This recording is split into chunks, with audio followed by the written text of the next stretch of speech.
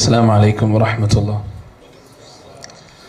إن الحمد لله نحمده ونستعينه ونؤمن به ونتوكل عليه ونعوذ بالله من شرور أنفسنا ومن سيئات أعمالنا.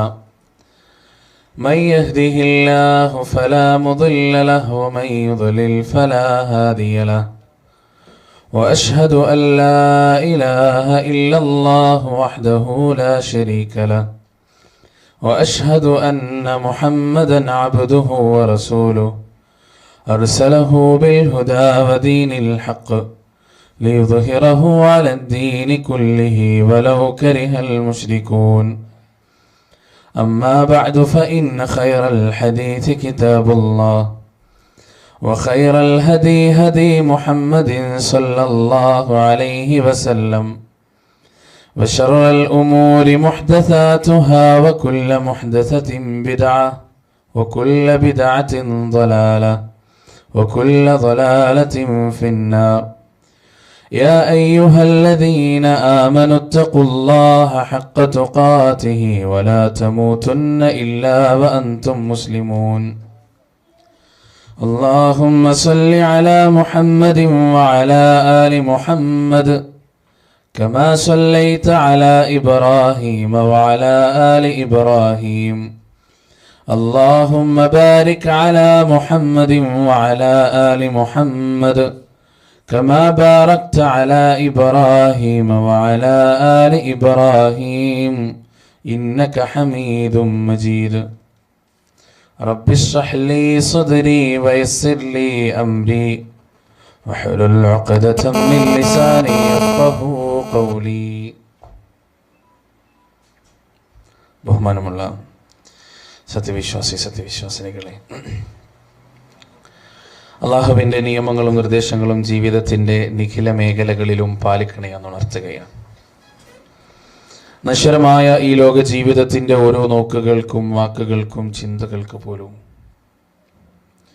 നാളെ അള്ളാഹുവിൻ്റെ കോടതിയിൽ ഉത്തരം പറയേണ്ടതുണ്ടെന്നും നാളിതുവരെ സമ്പാദിച്ച സമ്പാദ്യങ്ങൾക്കോ സന്താനങ്ങൾക്കോ സ്നേഹബന്ധങ്ങൾക്കോ സ്ഥാനമാനങ്ങൾക്കോ സമൂഹങ്ങൾക്കോ സംഘടനകൾക്കോ സൽപ്പേരുകൾക്കോ നാളെ അള്ളാഹുവിൻ്റെ കോടതിയിൽ നമ്മെ തുണക്കുവാനോ നമുക്ക് വേണ്ടി ശുപാർശ ചെയ്യുവാനോ നമ്മുടെ തെറ്റുകുറ്റങ്ങൾ ഏറ്റെടുക്കുവാനോ സാധിക്കുകയില്ല എന്നും സ്നേഹത്തിൻ്റെ ഭാഷയിൽ നിങ്ങളേവരോടും ഉണർത്തുകയാണ്, ഓർമ്മിപ്പിക്കുകയാണ്. ഇന്ന് നമുക്കിവിടെ സംസാരിക്കേണ്ട വിഷയം പ്രവാസികളോട് എന്നതാണ്. ഇവിടെ ഞാനും ഒരു പ്രവാസിയാണ്, നിങ്ങളൊരു പ്രവാസിയാണ്. ഒരു പ്രവാസി എന്ന നിലയിൽ നമുക്കൊക്കെ പൊതുവായി അനുഭവിക്കേണ്ട ഒരുപാട് കാര്യങ്ങളുണ്ടല്ലേ. ഈ കൂട്ടത്തിൽ പ്രവാസ ജീവിതം മധുരമാണെന്ന അഭിപ്രായമുള്ള ആളുകളുണ്ടോ? ഒന്ന് കൈവെക്കുമോ?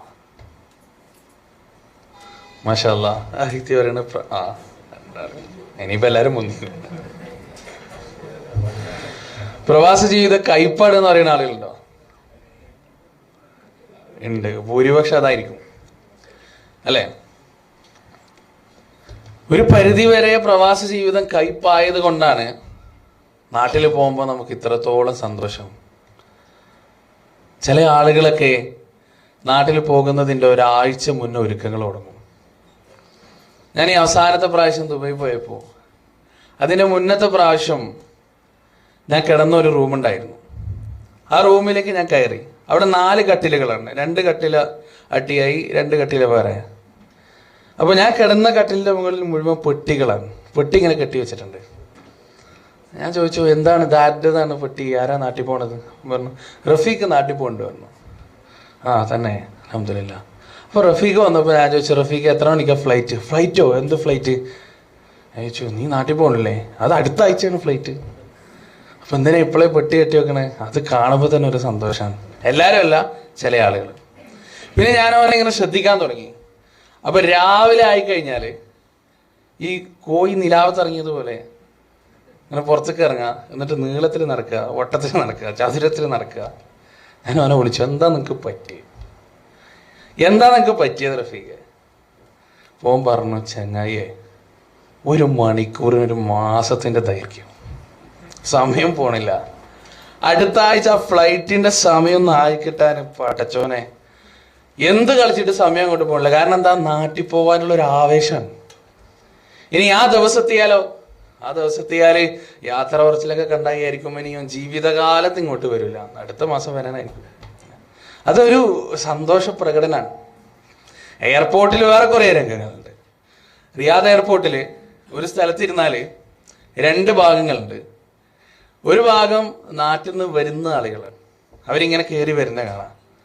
വേറൊരു ഭാഗത്ത് നാട്ടിലേക്ക് പോകുന്ന ആളുകളെ കാണാം.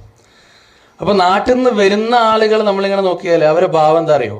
ഞാൻ പാവം, ഞാൻ ആരോടും മുണ്ടൂരാന്നുള്ള ഭാവത്തിൽ തലയൊക്കെ ഇങ്ങനെ താഴ്ത്തിയിട്ട് ആകെ ടെൻഷനായി അങ്ങനെ വരിക. നാട്ടിലേക്ക് പോണ ആളുണ്ടല്ലോ, നെഞ്ചൊക്കെ ഇങ്ങനെ വിചാരിച്ച് ആരടാ ഒരു ആവേശത്തിലാണ് ഓലിങ്ങനെ പോകേണ്ടത്. ഇത് എയർപോർട്ടിന്റെ ഉള്ളിലുള്ള കഥയാണ്. ഇനി ഫ്ലൈറ്റിന്റെ ഉള്ളിൽ കയറിയാലോ? അത് അതിന് ഭയങ്കര രസമാണ്. ശരിക്ക് എൻ്റെ ഒരു അഭിപ്രായത്തില് നാട്ടിലേക്ക് പോകുന്ന ഫ്ലൈറ്റ് നമ്മളെ കണ്ണൂർ ഭാഷയിൽ പറഞ്ഞാൽ മംഗല ബസ്സാണ്, കല്യാണ ബസ് ഉണ്ടാവല്ലോ. ഇങ്ങോട്ട് വരുന്ന ഫ്ലൈറ്റ് ആംബുലൻസുമാണ്. ആകെ നാട്ടിലേക്ക് പോണ ഫ്ലൈറ്റിൽ അടുത്തിരിക്കുന്ന ആളോട് നിങ്ങളെ നാട് എവിടെയെന്ന് ചോദിച്ചാൽ ഓൻ പറയും എൻ്റെ നാടേ കണ്ണൂരിൽ നിന്ന് 1 കിലോമീറ്റർ വടക്ക് പോയാൽ പാപ്പൻശ്ശേരി. പാപ്പൻശ്ശേരിയിൽ 2 സ്റ്റോപ്പാണുള്ളത്, ഒന്ന് പഞ്ചായത്ത്, ഒന്ന് ചുങ്കവും. ചുങ്കത്തെ സ്റ്റോപ്പിൽ നിങ്ങൾ ഇറങ്ങിക്കഴിഞ്ഞാൽ കുറച്ച് മുന്നോട്ട് നടന്നാൽ ഇടത്തോട്ടൊരു റോഡുണ്ട്. ആ റോഡിന് നേരെ പോയി കഴിഞ്ഞാൽ ഒരു ജംഗ്ഷൻ ഉണ്ട്. ജംഗ്ഷനിൽ നിന്ന് വലത്തോട്ടും തിരിയാൻ പാടില്ല, ഇടത്തോട്ടും തിരിയാൻ പാടില്ല. പിന്നെയും നേരെ അങ്ങോട്ട് പോവുക. എന്നിട്ട് കുറേ അങ്ങോട്ട് പോകുമ്പോൾ പിന്നെ കുറേ ആൽമരം കാണാം. അതിൽ അവസാനത്തെ ആൽമരത്തിൻ്റെ അടുത്ത് ഒരു ഇടവഴി ഉണ്ടാവും. ആ ഇടവഴി കയറി ഇടത്തോട്ട് വലത്തോട്ട് 3ാമത്തെ വീട്. അവിടെ നല്ല ചെടികളൊക്കെ ഉണ്ടാവും. ചോദിച്ചോ കൊടുങ്ങും, മൊത്തം വിശദീകരിക്കും. എന്നാൽ ഇങ്ങോട്ട് വരുന്ന ഫ്ലൈറ്റിൽ ചോദിച്ചാലേ നിങ്ങളെവിടെ? ഞാൻ റിയാദിലെവിടെ? നസീമിലെവിടെയാ? നോട്ട്. ഇതാണ് അവസ്ഥ. ഇത് 2 മനോഭാവങ്ങളാണ്. അങ്ങോട്ട് പോണ സമയത്തും ഇങ്ങോട്ട് വരുന്ന സമയത്തുള്ള 2 മനോഭാവങ്ങളാണ് മനുഷ്യന്മാരെ. ഇതൊക്കെ തെളിയിക്കണം. എൻ്റെ അഭിപ്രായത്തിൽ ഒരു പരിധി വരെ പ്രവാസ ജീവിതം എന്താണ്? കയ്പ് തന്നെയാണ്. ഇനിയോ നാട്ടിൽ പോയാലോ ഒരു മനുഷ്യനെ കറവ പശു എന്ന് വിശേഷിപ്പിക്കാൻ പറ്റുമെങ്കിൽ അതിന് ഏറ്റവും കൂടുതൽ അർഹനാരെന്നറിയോ? കേരളത്തിലെ പ്രവാസിയാണ്. ആകെ 1300 1500. ഞാനൊരു സാധാരണക്കാരന്റെ പരിവേഷത്തിൽ നിന്ന് പറയുന്നത് കേട്ടോ. 1300 1500 ശമ്പളമുള്ള സാധാരണക്കാരൻ വീട്ടിലേക്ക് എത്തിക്കഴിഞ്ഞാൽ പിന്നെ ഓന്റെ വീട്ടിന്റെ മുന്നിൽ ക്യൂ ആണ്. ഈ പിരിവിന് വന്നോൽക്ക് തന്നെ അറിയില്ല എന്തിനാണ് പിരിവ്. അത്രക്ക് ഓന്റെ തലേക്ക് അങ്ങോട്ട് അട്ടിച്ചേൽപ്പിക്കുക. ഓൻ വന്നു കഴിഞ്ഞാൽ പിന്നെ ഓനെ കണ്ടാൽ ഉദയ തർക്കം കൊണ്ടുപോണ പോത്തിനെ കണ്ട പോലെയാണ് ഓരോരാൾക്ക്. ഭയങ്കര സന്തോഷമാണ്. അവിടെ പോകണം, ഇവിടെ പോകണം, അവിടെ തിന്നാൻ പോകണം, ഇവിടെ തിന്നാൻ പോകണം. എന്നാലോ ആ പാവൊക്കെ ചെലവാക്കും. ഈ നാട്ടില് പോയ സന്തോഷത്തിൽ ഞാൻ പലപ്പോഴും കണ്ടിട്ടുണ്ട്. ഞാൻ പ്രവാസ ജീവിതം മനസ്സിലാക്കിയത് എൻ്റെ അമ്മാവന്മാരെ കണ്ടിട്ടാണ്. അവര് ഗൾഫിൽ നിന്ന് വന്ന ഉടനെ കുടുംബക്കാർ അവരോട് പല ആവശ്യങ്ങൾ പറയും. ആ ആവശ്യങ്ങൾ നിർവഹിക്കാൻ വേണ്ടി അവര് ATM കൗണ്ടറിൽ പോയി, ഞങ്ങളെ ആരെങ്കിലും ചെറുപ്പത്തിൽ ആരെങ്കിലും കൂട്ടിയിട്ടാണ് പോവുക. ATM കൗണ്ടറിൽ പോയി പൈസ വലിക്കും. അപ്പം അതിൽ ഒരു 3-4 അക്കം കാണാം. അവസാനം പോകുമ്പോഴുണ്ടല്ലോ അത് 2 അക്കം 3 അക്കമായിട്ട് മാറും. ചിലപ്പോൾ ആരോടെങ്കിലും പുറത്തിറങ്ങിയിട്ട് കടം ചോദിക്കണ അവസ്ഥ അവരുണ്ടാവും. ഒക്കെ ചെലവാക്കണം. കാരണം ആ സന്തോഷത്തിൽ നാട്ടുകാരെയും വീട്ടുകാരെയും കൂട്ടുകാരെയും സന്തോഷിപ്പിക്കുന്നതിന് വേണ്ടിയെല്ലാം. എന്നാലോ ആ പ്രവാസി നാട്ടിൽ നിന്ന് തിരിച്ചു വന്നാൽ സമൂഹം തിരിച്ചു നൽകുന്നത് എന്താണ്? അത് നിങ്ങൾ ആലോചിച്ചിട്ടുണ്ടോ? ഒരു പ്രവാസി നാട്ടിൽ നിന്ന് തിരിച്ചു വന്നാൽ സമൂഹം അവന് പകരമായിട്ട് നൽകുന്നത് എന്താണ്? ഓന്റെ കുടുംബത്തിന് ആക്രമിക്കുക. ഒരു കാലഘട്ടം വരെ നമ്മുടെ നാട്ടിൽ ഏറ്റവും കൂടുതൽ ആക്രമിക്കപ്പെട്ട ഒരു സ്ത്രീവർഗം ഉണ്ടായിരുന്നെങ്കിൽ അതാരായിരുന്നു എന്നറിയോ? പട്ടാളക്കാരന്റെ ഭാര്യയാണ്. ഒരു കാലഘട്ടം വരെ പട്ടാളക്കാരന്റെ ഭാര്യ അതിർത്തിയിൽ സ്വന്തം ജീവൻ പണയം വെച്ച് രാജ്യസുരക്ഷയ്ക്ക് വേണ്ടി ഒരുങ്ങി നിൽക്കുന്ന പട്ടാളക്കാരന്റെ ഭാര്യയെ കുറിച്ച് പറയാത്ത അപവാദങ്ങളില്ല നാട്ടിൽ. അവളൊന്ന് ചിരിച്ചാൽ, അവളൊന്ന് ഇറങ്ങിയാൽ, അവളൊന്ന് അനങ്ങിയാൽ ഞരമ്പ് രോഗികൾക്ക് സുഖമാണ്. ഇന്ന് ആ പട്ടാളക്കാരന്റെ ഭാര്യ അൽഹംദുലില്ലാഹ് സ്വതന്ത്രയായി. ഇന്ന് എല്ലാവരുടെയും കണ്ണ് ഗൾഫുകാരന്റെ ഭാര്യയുടെ നേരെയാണ്. ഗൾഫുകാരന്റെ ഭാര്യ എന്ന് പറഞ്ഞാൽ എന്തോ വൃത്തികെട്ട സിനിമകളിൽ അഭിനയിക്കുന്ന ഒരു പെണ്ണിന്റെ പേര് കേൾക്കുന്ന പരിവേഷം. അവളെ കുറിച്ച് എന്തെങ്കിലും ഒരു വാർത്ത കേട്ടാൽ അത് പ്രചരിപ്പിക്കാൻ 100 കൈകളും 100 നാവുകളും 100 തലച്ചോറുകളും. ഇവിടെ നാം മനസ്സിലാക്കേണ്ട ഒരു കാര്യം, പ്രവാസികൾ മനസ്സിലാക്കേണ്ട ഒരു കാര്യമുണ്ട്. ഇത് ഞരമ്പ് രോഗികളുടെ ബാലിശമായ പ്രചണ്ഡ പ്രചാരണം മാത്രമാണ്. ഇതിലൊരു കഴമ്പില്ല. വേലി ചാടുന്ന ആളുകൾ എപ്പോഴും വേലി ചാടും. ഒരു പെണ്ണിന് വേലി ചാടണമെങ്കിൽ ഒരു പ്രവാസിയെ വേലി കഴിക്കണം എന്ന മാനദണ്ഡമില്ല. ഒരു പെണ്ണിന് വേലി ചാടുന്ന പെണ്ണാണെങ്കിൽ ഓൾ ആരെ കെട്ടിയാലും വേലി ചാടും. നമ്മളൊന്ന് ആലോചിച്ച് നോക്കുക, എന്താണ് നമ്മുടെ ഭാര്യമാരെ കുറിച്ച് നമ്മൾ മനസ്സിലാക്കിയിട്ടുള്ളത്?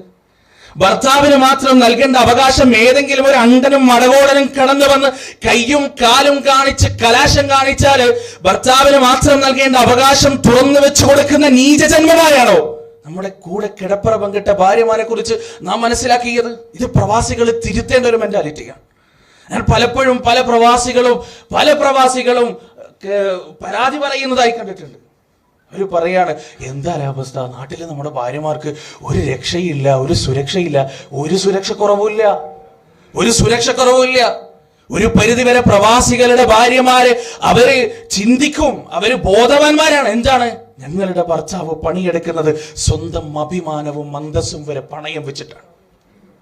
സ്വന്തം അഭിമാനവും അന്തസ്സും വരെ പണയം വെച്ചിട്ടാണ് എന്റെ ഭർത്താവ് മരുഭൂമിയിൽ പണിയെടുക്കുന്നത്. അതുകൊണ്ട് എന്റെ ഭർത്താവിന് നൽകേണ്ട അവകാശങ്ങൾ സംരക്ഷിക്കേണ്ട ഒരു ഉത്തരവാദിത്വം എനിക്കുണ്ട് എന്ന ബോധം സാധാരണക്കാരന്റെ ഭാര്യമാരിൽ നിന്ന് വിഭിന്നമായി ഒരിറ്റെങ്കിലും കൂടുതൽ പ്രവാസികളുടെ ഭാര്യമാരുടെ തലച്ചോറിൽ ഉണ്ടാകും. അതുകൊണ്ട് അക്കാര്യത്തിൽ നമ്മൾ പേടിക്കേണ്ട. ആ ഞരമ്പ് രോഗികളുടെ പ്രചാരണത്തിൽ ആരും തെയ്യരുത്, വിഷമിക്കരുത്. വേറൊരു കാര്യം, അങ്ങനെയുള്ള ഒരു മെസ്സേജ് നിങ്ങൾക്ക് കിട്ടിക്കഴിഞ്ഞാൽ ഒരിക്കലും അങ്ങനെയുള്ള ഒരു ചൊയയുള്ള മെസ്സേജ് ആണെന്ന് കണ്ടു കഴിഞ്ഞാൽ വാട്സപ്പിലായാൽ അത് ഡൗൺലോഡ് ചെയ്യാൻ നിൽക്കണ്ട. അത് ഡൗൺലോഡ് ചെയ്യണ്ട. ഡൗൺലോഡ് ചെയ്യാൻ ഭയങ്കര ടെൻഡൻസി ഉണ്ടാവും. ഇങ്ങനത്തെ കാര്യങ്ങൾ അറിയാൻ എന്തൊരു ടെൻഡൻസിയാണ്. രാവിലെ നമ്മുടെ നാട്ടിലെ ചില ചായക്കടകളിൽ ചായക്ക് കടി ഈബത്ത് കിട്ടാതെ ഉറക്കം വരാത്ത ചില വയസ്സന്മാരുണ്ട്. ആ ചായക്കട ഇന്ന് വാട്സപ്പിലാണ്. സകല ഫിത്നയും ചവറും ചപ്പും അന്യന്റെ വീട്ടിലെ കാര്യങ്ങൾ, ഇതൊക്കെ അത് ഡൗൺലോഡ് ചെയ്യാൻ പാടില്ല. മാത്രമല്ല അത് ഷെയർ ചെയ്യൽ വല്ലാത്ത തെറ്റാണ് സഹോദരങ്ങൾ.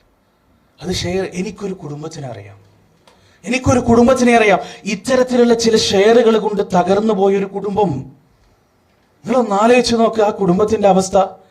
ആ കുടുംബത്തിന്റെ നേരെ പറഞ്ഞ അപവാദങ്ങളിൽ ഒരു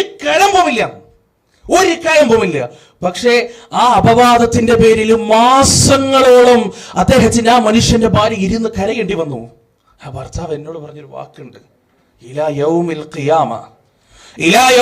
ഖിയാമ, എന്റെ മനസ്സിൽ ഈ ആളുകൾ ഏൽപ്പിച്ച മുറിവ് ഞാൻ പൊറുക്കുകയില്ല.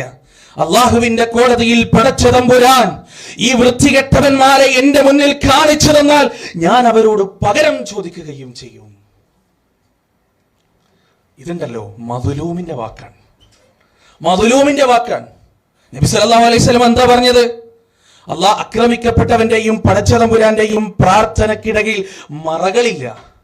അതുകൊണ്ട് നമ്മളൊരു കാര്യം ഷെയർ ചെയ്യുമ്പോൾ ആ ഷെയറിലൂടെ ആരെങ്കിലും ആക്രമിക്കപ്പെടുന്നുണ്ടെങ്കിൽ പടച്ചോന് പെടലിക്ക് പിടിക്കും, ഇവിടെ നിന്നല്ലെങ്കിൽ നാളെ പരലോകത്ത്. അതുകൊണ്ട് അത് വളരെയധികം സൂക്ഷിക്കുക. ഒരു പ്രവാസികൾ എന്ന നിലയിൽ നമുക്ക് നഷ്ടപ്പെടുന്ന ഒരുപാട് സംഗതികളുണ്ട്. പ്രവാസികൾ എന്ന നിലയിൽ നമുക്ക് നഷ്ടപ്പെടുന്ന ഒരുപാട് കാര്യങ്ങളുണ്ട്. ആ പട്ടികയിൽ ഏറ്റവും മുകളിൽ വരുന്നത് എന്താ അറിയോ? കുടുംബബന്ധാണ് ആ പട്ടികയിൽ ഏറ്റവും മുകളിൽ വരുന്നത്. ഇതിന്റെ കാലഘട്ടത്തിൽ കുടുംബ ബന്ധം എന്ന വിഷയം വളരെ പ്രസക്തമാണ്.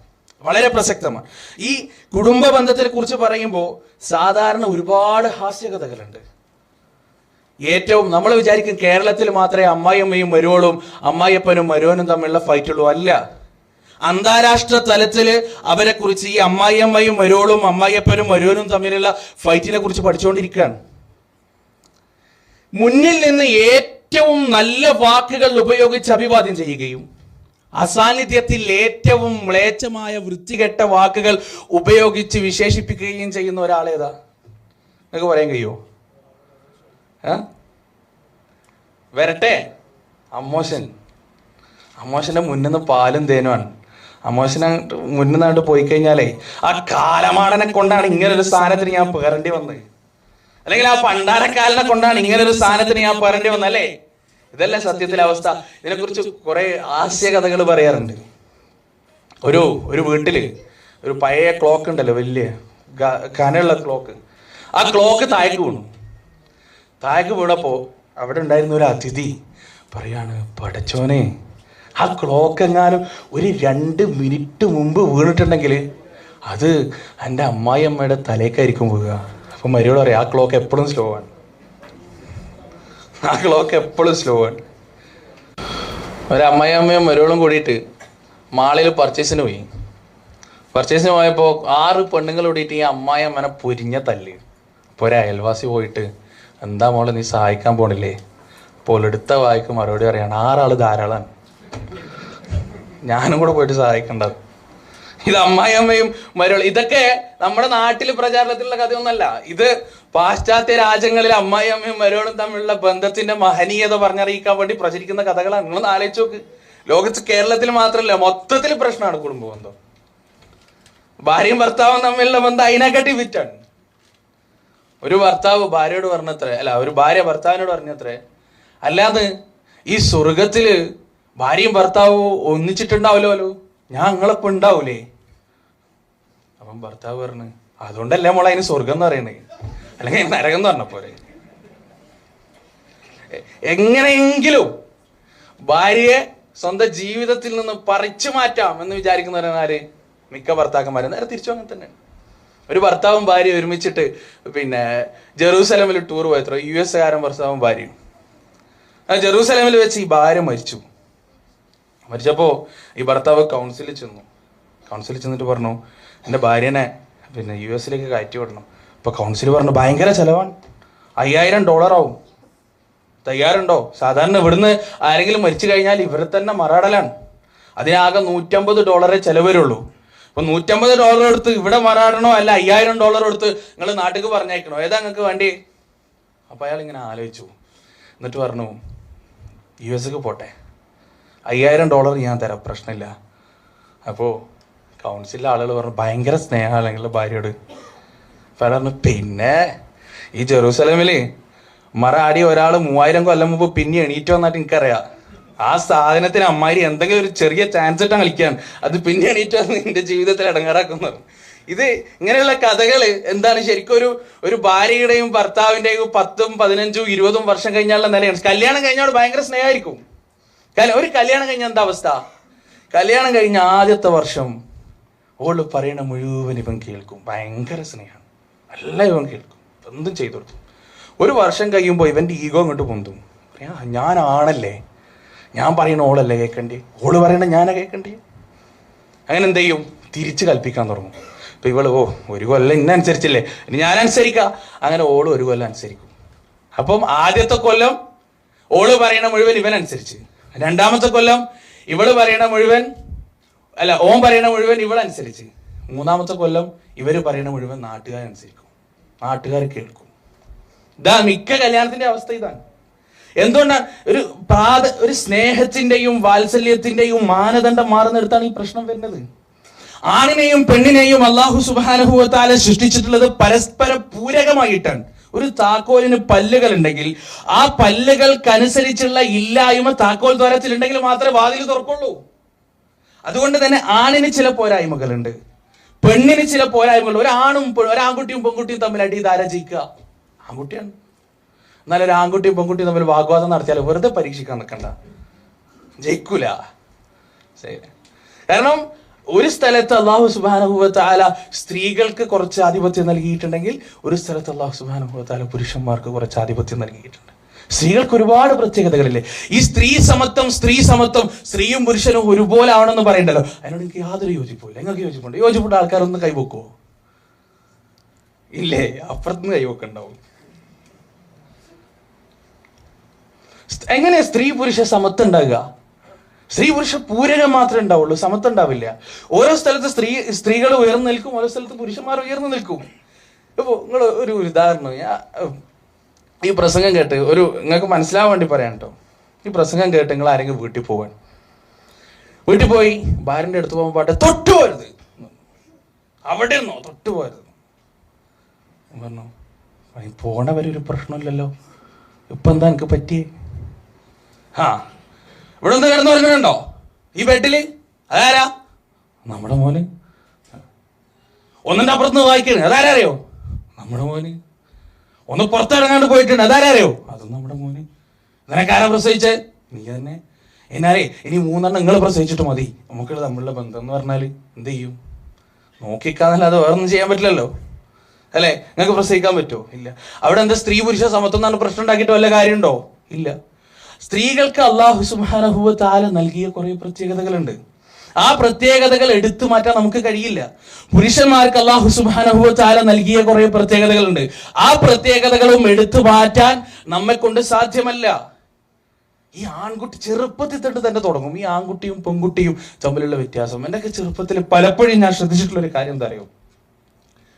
അനുജത്തിമാരായിട്ട് എന്തെങ്കിലും പ്രശ്നമാവും, അങ്ങോട്ടും നല്ലോണം പറയും ഇങ്ങോട്ടും നല്ലോണം പറയും. ഉമ്മയും വാപ്പയും വന്നു കഴിഞ്ഞാൽ ചീത്ത മൊത്തം നമുക്കായിരിക്കും. എന്താ കാരണം? ഓരോ ഉമ്മയും വാപ്പയും വന്നു കഴിഞ്ഞാൽ കണ്ണന്ന് ചറപറാ വെള്ളം പോകും. ഇത് നമ്മൾ കഷ്ടപ്പെട്ടാലും കാര്യം കഴിയൂല. ഞാൻ എൻ്റെ ഒരു അഞ്ചനെയും കൂട്ടിയിട്ട് ബൈക്കിൽ പോവുകയാണ്. ലൈസൻസ് എടുത്തിട്ടില്ല. ആ സമയത്ത് പോലീസ് കൈകാട്ടി നിർത്തി. പോലീസ് ലൈസൻസ് എവിടെയാണെന്ന് ചോദിച്ചു. ഇങ്ങനെ കാലുമുട്ടിങ്ങനെ വിറക്കുക. ലൈസൻസ് എവിടെയാണെന്ന് ചോദിച്ചു. ലൈസൻസ് ഇല്ല എന്ന് പറഞ്ഞു. അയാൾ എന്നെ ചീത്ത പറയാൻ തുടങ്ങി. അവസാനം അയാൾ നല്ലോണം പേടിപ്പിച്ച് വിട്ടു. ഞാൻ ഇങ്ങനെ തിരിഞ്ഞു നോക്കുമ്പോൾ ബൈക്കിൻ്റെ മുന്നിലിരുന്നിട്ട് അഞ്ചത്ത് ഇങ്ങനെ പൊട്ടിക്കരയാണ്, ഏങ്ങലടിച്ച് കരയാണ്. ഞാൻ കുറച്ചപ്പുറത്ത് നോക്കിയപ്പോൾ മറ്റവന് അവിടെ പോയിരുന്ന് പൊട്ടിച്ചിരിക്കണം, വായ ഒത്തിട്ട് ചിരിക്കവൻ. ഓനതൊരു എന്താണ് ഒരു ആഘോഷമാണ്, ആസ്വാദനാണ്. ഇത് ആൺകുട്ടിയും പെൺകുട്ടിയും തമ്മിലുള്ള വ്യത്യാസം. പഠനം നടത്തിയതിൽ പറയുന്നു പെണ്ണുങ്ങളെ മനസ്സിലാക്കാൻ വളരെ ബുദ്ധിമുട്ടാണ്.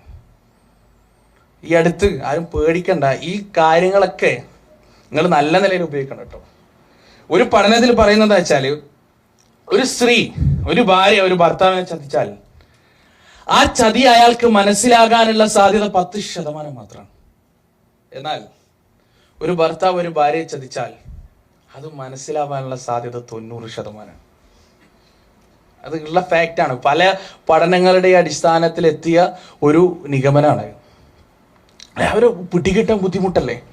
ഈജിപ്തിൽ ഒരു സ്ത്രീ, ആ സ്ത്രീയുടെ ഭർത്താവ് മരിക്കെ കാണാതെ എന്തോ ചെയ്തു. അപ്പോൾ ആ പെണ്ണിന് എന്ത് വേണം? നഷ്ടപരിഹാരം വേണം. ഗവൺമെന്റിന്റെ കയ്യിൽ നിന്ന് കിട്ടുന്ന നഷ്ടപരിഹാരം വേണം. അങ്ങനെ ഈജിപ്തിലെ ഈ കുറച്ച് താന്തോന്നികൾ ഇരിക്കുന്ന സ്ഥലത്ത് വന്നിട്ട് ഈ പെണ്ണ് പറഞ്ഞു, നിങ്ങൾ ആരെങ്കിലും എന്റെ ഭർത്താവായിട്ടൊന്ന് അഭിനയിക്കോ? ആരെങ്കിലും എന്റെ ഭർത്താവായിട്ട് ജസ്റ്റ് അഭിനയിച്ചെന്നാൽ മാത്രം മതി, ബാക്കിയൊക്കെ ഞാൻ നോക്കിക്കോളാം. അപ്പോ കൂട്ടത്തിലിരുന്ന് ഒരുത്തൻ പറഞ്ഞു, ശരി ഞാൻ അഭിനയിക്കാം, അതിനെന്താ എനിക്ക് തരാം? 200 ദിർഹം ഞാൻ നിനക്ക് തരാം. ആ ശരി. അങ്ങനെ അയാൾക്ക് 200 ദിർഹം കൊടുത്തു.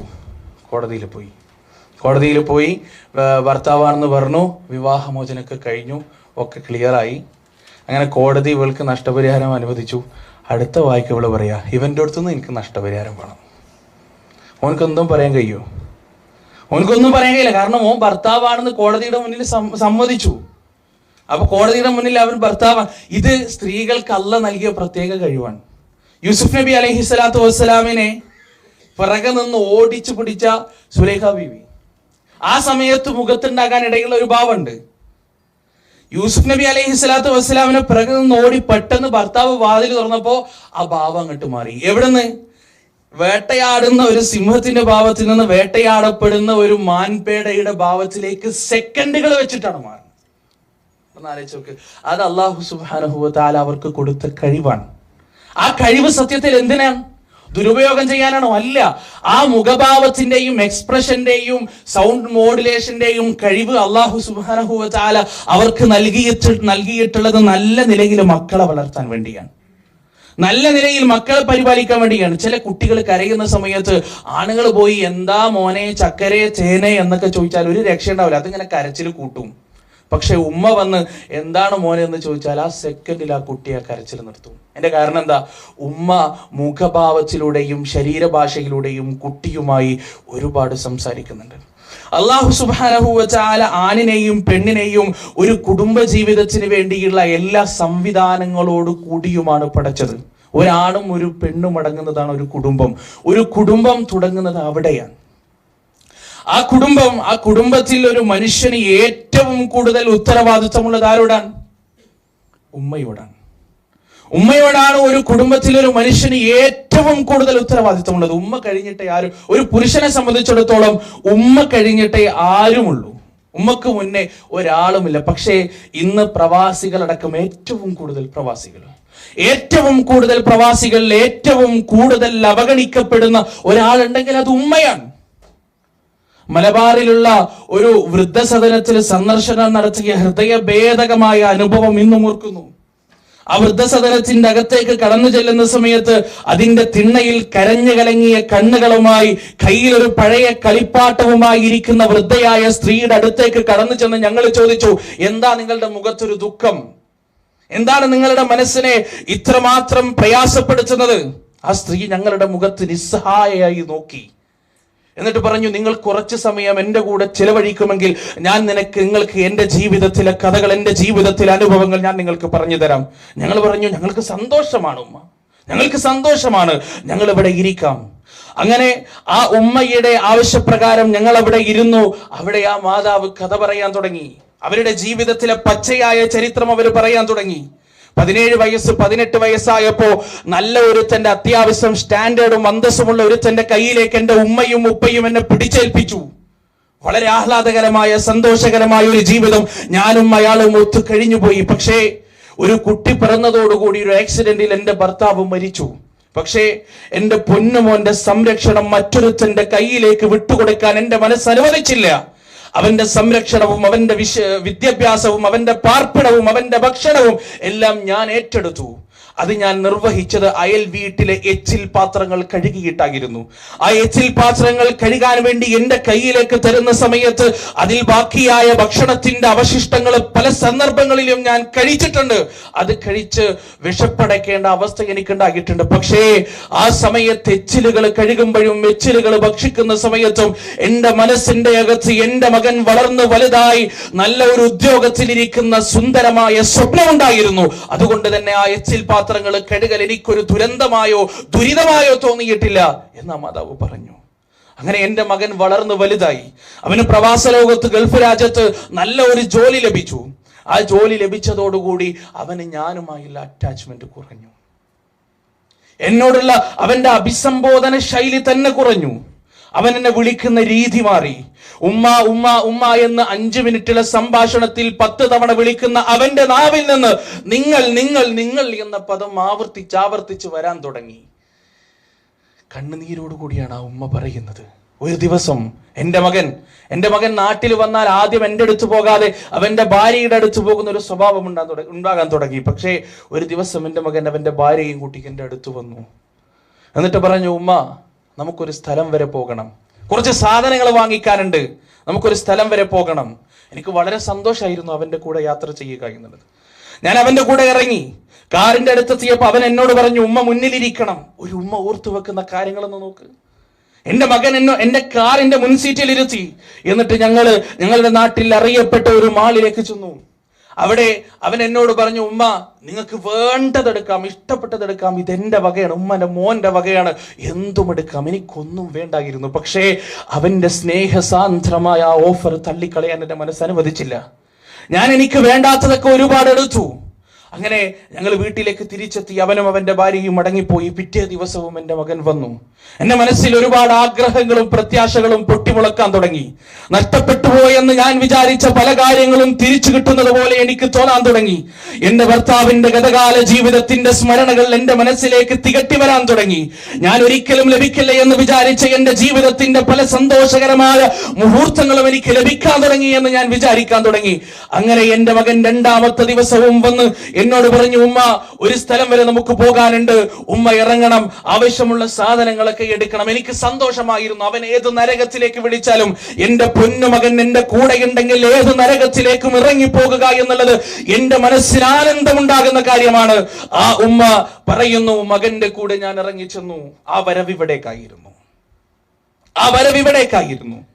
ഇവിടെ വന്ന് പക്ഷേ വൃദ്ധസദനത്തിനെ കുറിച്ച് പ്രഭാഷണങ്ങളിലും പ്രസംഗങ്ങളിലും എഴുത്തുകളിലും ഞാൻ വായിച്ചിട്ടും കേട്ടിട്ടുമുണ്ടെങ്കിലും ഇത്തരത്തിലുള്ളൊരു വൃദ്ധസദനം ഞാൻ കാണുന്നത് ആദ്യമായിട്ടാണ്. എനിക്ക് ആദ്യം തിരിച്ചറിഞ്ഞില്ല എന്താണ് ഇതെന്ന്. പക്ഷേ ക്രമേണ എനിക്ക് അപകടം മണക്കാൻ തുടങ്ങി. ഞാൻ എൻ്റെ മകന്റെ ചലനങ്ങൾ നിരീക്ഷിച്ചു. അവൻ ഒരു പണത്തിന്റെ കെട്ട് വൃദ്ധസദനത്തിന്റെ അതിന്റെ അധികാരികളുടെ കയ്യിലേക്ക് കൈമാറുകയാണ്. ഞാൻ എൻ്റെ മകന്റെ അടുത്തേക്ക് കടന്നു ചെന്നു. എന്നിട്ട് ചോദിച്ചു, എന്താണ് മോനെ, ഉമ്മയെ നീ ഇവിടെ ഉപേക്ഷിക്കാൻ പോകുകയാണോ? ഉമ്മയെ നിനക്ക് വേണ്ടേ എന്ന ചോദ്യത്തിന് അവൻ മറുപടി പറഞ്ഞില്ല. നടന്നു പോകുന്ന വഴിയിൽ തിരിഞ്ഞു നോക്കിക്കൊണ്ട് അവൻ എന്നോട് പറഞ്ഞു, ഉമ്മ നിങ്ങൾ ഇവിടെ നിന്നോളി, നിങ്ങൾ എവിടെ നിന്നോളി, അവിടെ നിങ്ങൾക്ക് ആരുമില്ലല്ലോ. ഒറ്റക്കല്ലേ ഞാനും ഇവളും തിരിച്ചു പോകാൻ, ഗൾഫിലേക്ക് പോകാൻ നിങ്ങൾ നോക്കാൻ ആരുമില്ല, നിങ്ങൾ ഇവിടെ ഇനി താമസിച്ചാൽ മതി. ആ ഉമ്മ, ആ സ്ത്രീ പറയുന്നു, ഞാൻ എൻ്റെ മകനോട് കെഞ്ചി പറഞ്ഞു, നീ എന്നെ നോക്കണ്ട മോനെ, എൻ്റെ വീട്ടിലേക്ക് നീ വരേണ്ടതില്ല. എപ്പോഴെങ്കിലും നിന്റെ ഫോൺ കോളിലൂടെ ലഭിക്കുന്ന നിന്റെ 2 വാക്കുകൾ മതി ഈ ഉമ്മക്ക് സന്തോഷത്തിന്. വാപ്പയുടെ ഗതകാല ജീവിതത്തിന്റെ സ്മരണകൾ തങ്ങി നിൽക്കുന്ന ആ വീടിന്റെ 4 മതിൽക്കെട്ടുകൾക്കുള്ളിൽ അന്ത്യശ്വാസം വലിക്കാനാണ് ഞാൻ ആഗ്രഹിക്കുന്നത്. അതുകൊണ്ട് പൊന്നുമോനെ, നീ എന്നെ ഇവിടെ ഉപേക്ഷിക്കരുത്. അഭിനയിക്കുന്ന സ്നേഹം മാത്രമുള്ള വൃദ്ധസദനത്തിന്റെ കച്ചവട കേന്ദ്രത്തിൽ നീ ഉമ്മയെ ഉപേക്ഷിക്കരുത് എന്ന കെഞ്ചലുകൾക്ക് കാതു നൽകാതെ എൻ്റെ പൊന്നുമകൻ അവന്റെ ഭാര്യയുടെ കൈകോർത്ത് പിടിച്ചുകൊണ്ട് ഈ ഗേറ്റ് കടന്നു പോകുന്നത് ഇന്നും എൻ്റെ മനസ്സിൽ, ആ ഗേറ്റ് കടന്നു പോകുന്ന ചിത്രം ഇന്നും എൻ്റെ മനസ്സിൽ മായാതെ കിടക്കുന്നു എന്ന് പറഞ്ഞ് ആ ഉമ്മ പൊട്ടിക്കരഞ്ഞു. കവിൾ ചടങ്ങളിലൂടെ ധാരധാരയായി ഒഴുകുന്ന കണ്ണുനീരിന്റെ തുള്ളികൾ തുടച്ചു കൊടുക്കാൻ ഞങ്ങൾക്ക് സാധിച്ചില്ല. എനിക്കൊരു കാര്യം ഉറപ്പായിരുന്നു,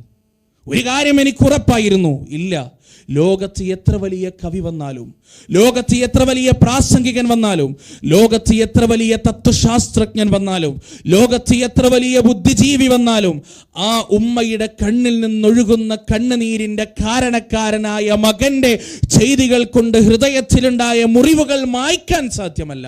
കാരണം 10 മാസം ഗർഭം ചുമന്ന് നൊന്ത് പ്രസവിച്ച മകന്റെ കയ്യിൽ നിന്നാണ് ആ ഉമ്മക്ക് ഇത് കിട്ടിയത്.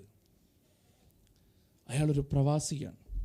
പ്രവാസ ലോകത്ത് പലപ്പോഴും നാം നാട്ടിലേക്ക് വിളിക്കുന്ന സമയത്ത് ഭാര്യയുമായി മാത്രം സംസാരിച്ച് ഉമ്മയെ ഒരു തവണ ചോദിക്കുക പോലും ചെയ്യാതെ ഫോൺ കട്ട് ചെയ്യുമ്പോൾ ആ ഉമ്മയുടെ ഹൃദയത്തിന്റെ അകത്തുണ്ടാകുന്ന വേദനയെക്കുറിച്ച് ജീവിതത്തിൽ എപ്പോഴെങ്കിലും ആലോചിച്ചിട്ടുണ്ടോ?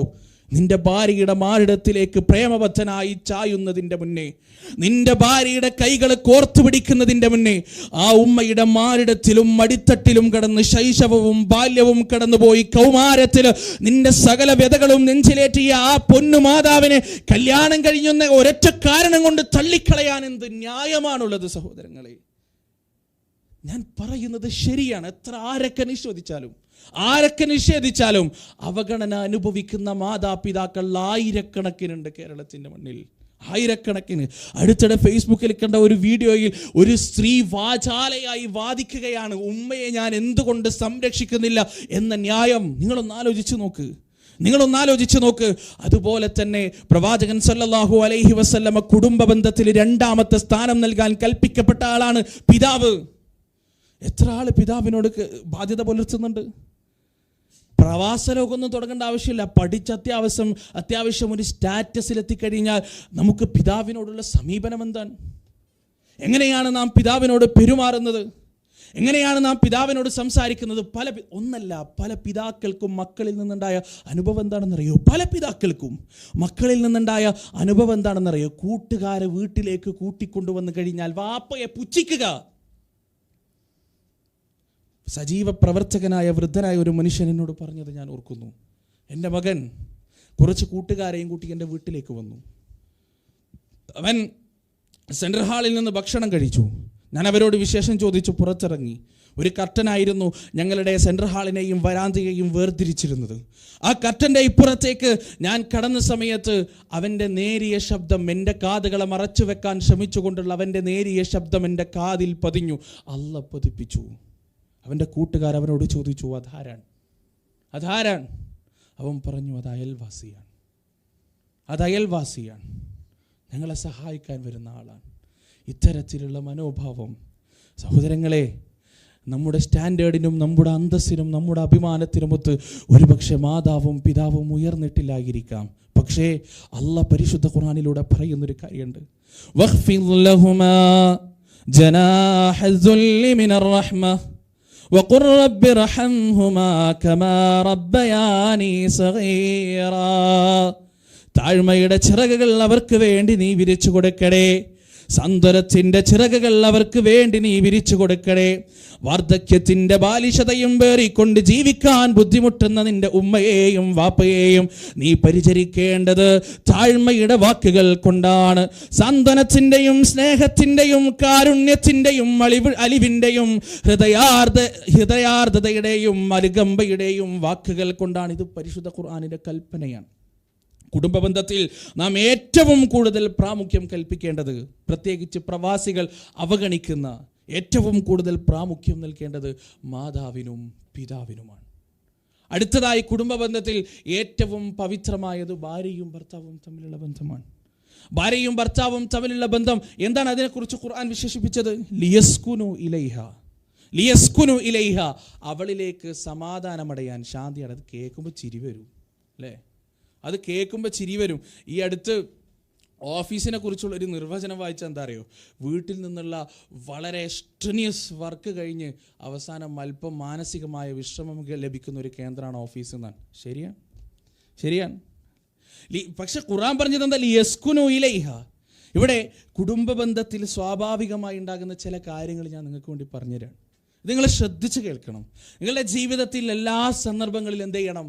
ഇത് നിങ്ങളുടെ മനസ്സിൽ, ഭാര്യയും ഭർത്താവും തമ്മിൽ ഒരസലുണ്ടാവുന്ന സമയത്ത് ഇത് നിങ്ങളുടെ മനസ്സിൽ ഓർമ്മയും ഉണ്ടാകണം. അതായത് നമ്മുടെ ശരീരത്തിലൊരു ഹോർമോൺ ഉണ്ട്, സ്റ്റിറോയിഡ് ഹോർമോൺ. ഈ ഹോർമോണിൻ്റെ ഉൽപ്പാദനം നടക്കുന്നത് അതിന് ചില സന്ദർഭങ്ങളുണ്ട്. ഈ ഹോർമോണിൻ്റെ ഉൽപ്പാദനം നടക്കുന്ന ചില സന്ദർഭങ്ങളുണ്ട്. ഞാനൊരു ഉദാഹരണം പറഞ്ഞുതരാം. ഞാൻ എൻ്റെ വീട്ടിലേക്ക് കയറിപ്പോവുകയാണ്. വീട്ടിലേക്ക് കയറിപ്പോയി എൻ്റെ ഭാര്യയോട് ഞാൻ പറയുകയാണ്, ഉദാഹരണത്തിന് വേണ്ടി പറയാം, എൻ്റെ ഭാര്യയോട് ഞാൻ പറയുകയാണ്, എടി എനിക്ക് കുറച്ച് വെള്ളം വേണം. അപ്പോൾ അവൾ പറയാണ്, ഇപ്പോൾ വെള്ളം തരാൻ കഴിയില്ല, എനിക്ക് കുറച്ച് തിരക്കാണ്. ആ സമയത്ത് എൻ്റെ ശരീരത്തിൽ കുറച്ച് സ്റ്റിറോയിഡ് ഹോർമോൺ ഉൽപ്പാദിപ്പിക്കപ്പെടും, അല്പം. അത് ഞാൻ മൈൻഡ് ചെയ്യില്ല, കാരണം പൊട്ടിത്തെറിക്കാൻ മാത്രം അതില്ല. പിറ്റേ ദിവസവും ഞാൻ അവളോട് പറയണ്ട, എനിക്കൊന്ന് പെട്ടെന്ന് ഇസ്തിരി ഇട്ടരണം, ഓഫീസിൽ പോകേണ്ട കാര്യമുണ്ട്. അവൾ അത് കേട്ടില്ല, മറന്നുപോയി. അപ്പോഴും കുറച്ച് സ്റ്റിറോയിഡ് ഹോർമോൺ ഉൽപ്പാദിപ്പിക്കും. ഈ സ്റ്റിറോയിഡ് ചെറിയ നമ്മളും ഭാര്യമാരും ശ്രദ്ധിക്കാത്ത ചെറിയ കാര്യങ്ങളിലൂടെ ഈ സ്റ്റിറോയിഡ് ഹോർമോൺ ഉൽപ്പാദിപ്പിച്ച് അത് ശരീരത്തിൽ അക്യുമുലേറ്റ് ചെയ്യും, അത് ശരീരത്തിൽ കുന്നുകൂടും. ഇതിൻ്റെ സ്വഭാവം, ഇതൊരിക്കൽ ഉൽപ്പാദിപ്പിക്കപ്പെട്ടാൽ അത് റിലീസാവണമെങ്കിൽ പക